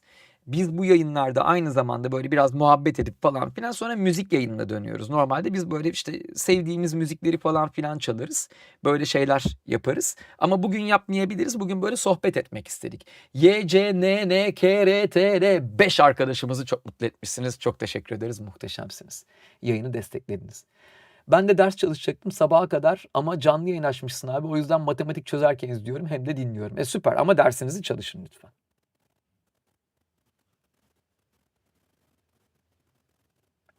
8 bit oyunu takip etmeyi unutmayalım. Evet haklısınız. İyi düşündünüz. Haklısınız. Aynen öyle yapın arkadaşlar. Abi her tatlı tatlı dediğinde nedense sövüyormuşsun gibi hissettiriyor. Niye ya? Ben gayet normal bir şekilde tatlı tatlı diyorum yani.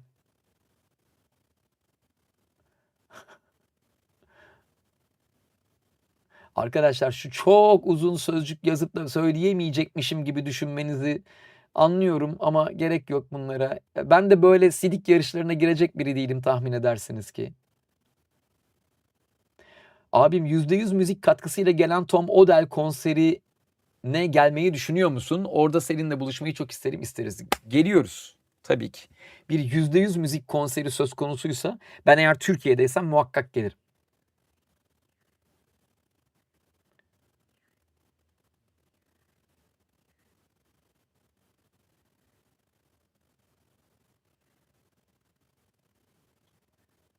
Abi yayını ne zaman kapatacaksın? Yanlış anlama, seviyorum seni. Canım benim, ben de seni seviyorum. Birazdan kapatırız herhalde ya artık. Yavaş yavaş siz de doymuşsunuzdur diye düşünüyorum. Instagram'daki arkadaşlarım sıkıldınız mı? Yarın yayın YouTube'da mı? Evet, yayın şu anda YouTube'da ve Twitch'te yürümekte. Ağırlıklı olarak YouTube'da. Şu anda YouTube'dayız aslında yani.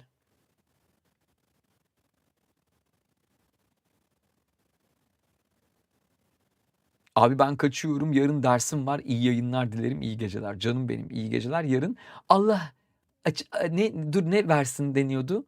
Zihin açıklığı versin. Heh, evet. Bir an akıl fikir versin diyecek gibi oldum da. Abi ne alaka bilmiyorum ama şu an papatya çayına benziyorsun.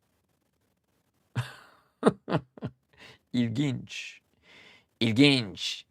İlginç.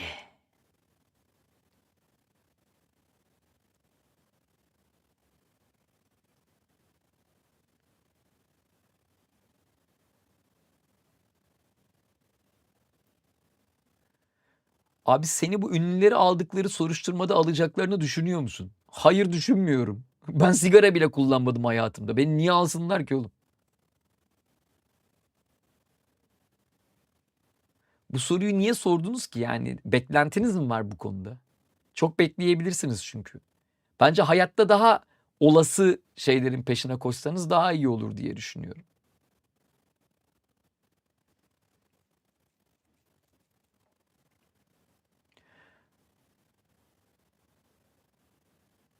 Abi yarın sabah erkenden 7'de kalkacağım. Fakat bir yayın ne? Fakat bir yanımda uyumayıp oyun oynamak veya gece saatlerinde film izlemek. Kesinlikle anlamadım bu konuyu. Zaten çok hızlı akıyor. Yani yakalamakta da güçlük çekiyorum. Abi Six Feet Under izledin mi? Biraz izlemiştim. Güzel diziydi.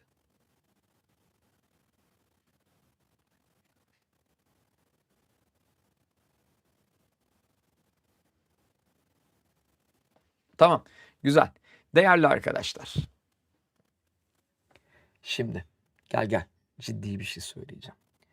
Bu yayınlar sizi gülümsetmek için yapılmaktadır. Bu yayınların öyle başka delice bir amacı bulunmamaktadır.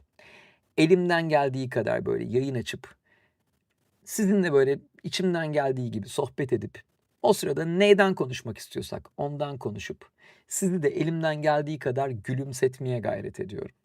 Bu yayınları öyle bilmem kaç kişi izlesin, aman da şunlar beni takip etsin, aman da şöyle olsun böyle olsun falan filan diye yapmıyoruz. Bu yayınları sadece denk geldiğimiz insanların hayatına tatlı bir an katabilelim diye yapıyoruz. Hepsi bu.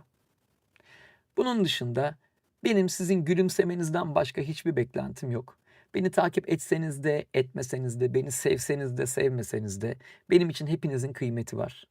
Ben sizi tanımıyorum ama sizi çok seviyorum. Ben zaten tanıdığım insanları sevmiyorum. Bence bir insanı sevmemek için onu tanımak gerekiyor. Çoğunuzu tanımadığım için hepinizi fabrika ayarı dümdüz seviyorum. Yani umarım aramızda böyle tatlı bir iletişim oluşuyordur. Ben gençken diyeyim, yani daha doğrusu çocukken diyeyim, 10'lu yaşlarımdayken 40-50 yaşında adamlar ciddiye alıp beni karşılarına alıp oturtup konuşurlardı. Bayağı benimle saatlerce sohbet ederlerdi. Bu insanlar sayesinde ben şu anda olduğum insan oldum. O insanların bana söylediği aklı başında cümleler sayesinde ben bugün hani eğer bir şeyler başardıysam işte böyle bir adam oldum. O insanlara olan borcumu ödüyorum bir yandan da. YouTube'daki Bence serisi de bu şekilde yapılmış bir iştir. Ben size dilim döndüğünce, aklım erdiğince doğru bildiğim şeyleri söylemeye gayret ediyorum. Bu yayınlarda elimden geldiği kadar doğru bir şeyler anlatmaya gayret ediyorum. Bunun dışında da şöyle bir durum var. Hayat zor. Hayat biraz lezzetsiz. Hayatın tadı kaçmaya başladı yavaş yavaş. Hayatın tadının gittikçe daha da kaçtığı bir zamanda yaşarken hayatı tatlandırabilecek bir şeyler yapmaya çalışıyorum. Bu yayınlar bir gösteridir. Neticede ben gün içinde hani oturup da böyle konuşan bir insan değilim. Hatta çoğu yakın arkadaşımla bile böyle bir sohbetim yoktur benim. Ben bu yayınları sizi eğlendirmek için yapıyorum. Bu yayınlarda anlatılan konular, ne bileyim işte anlatma biçimimiz, bunların hepsi bunun bir gösteri olduğunu göstermek için var. Yani bu bir gösteri olduğu için var daha doğrusu.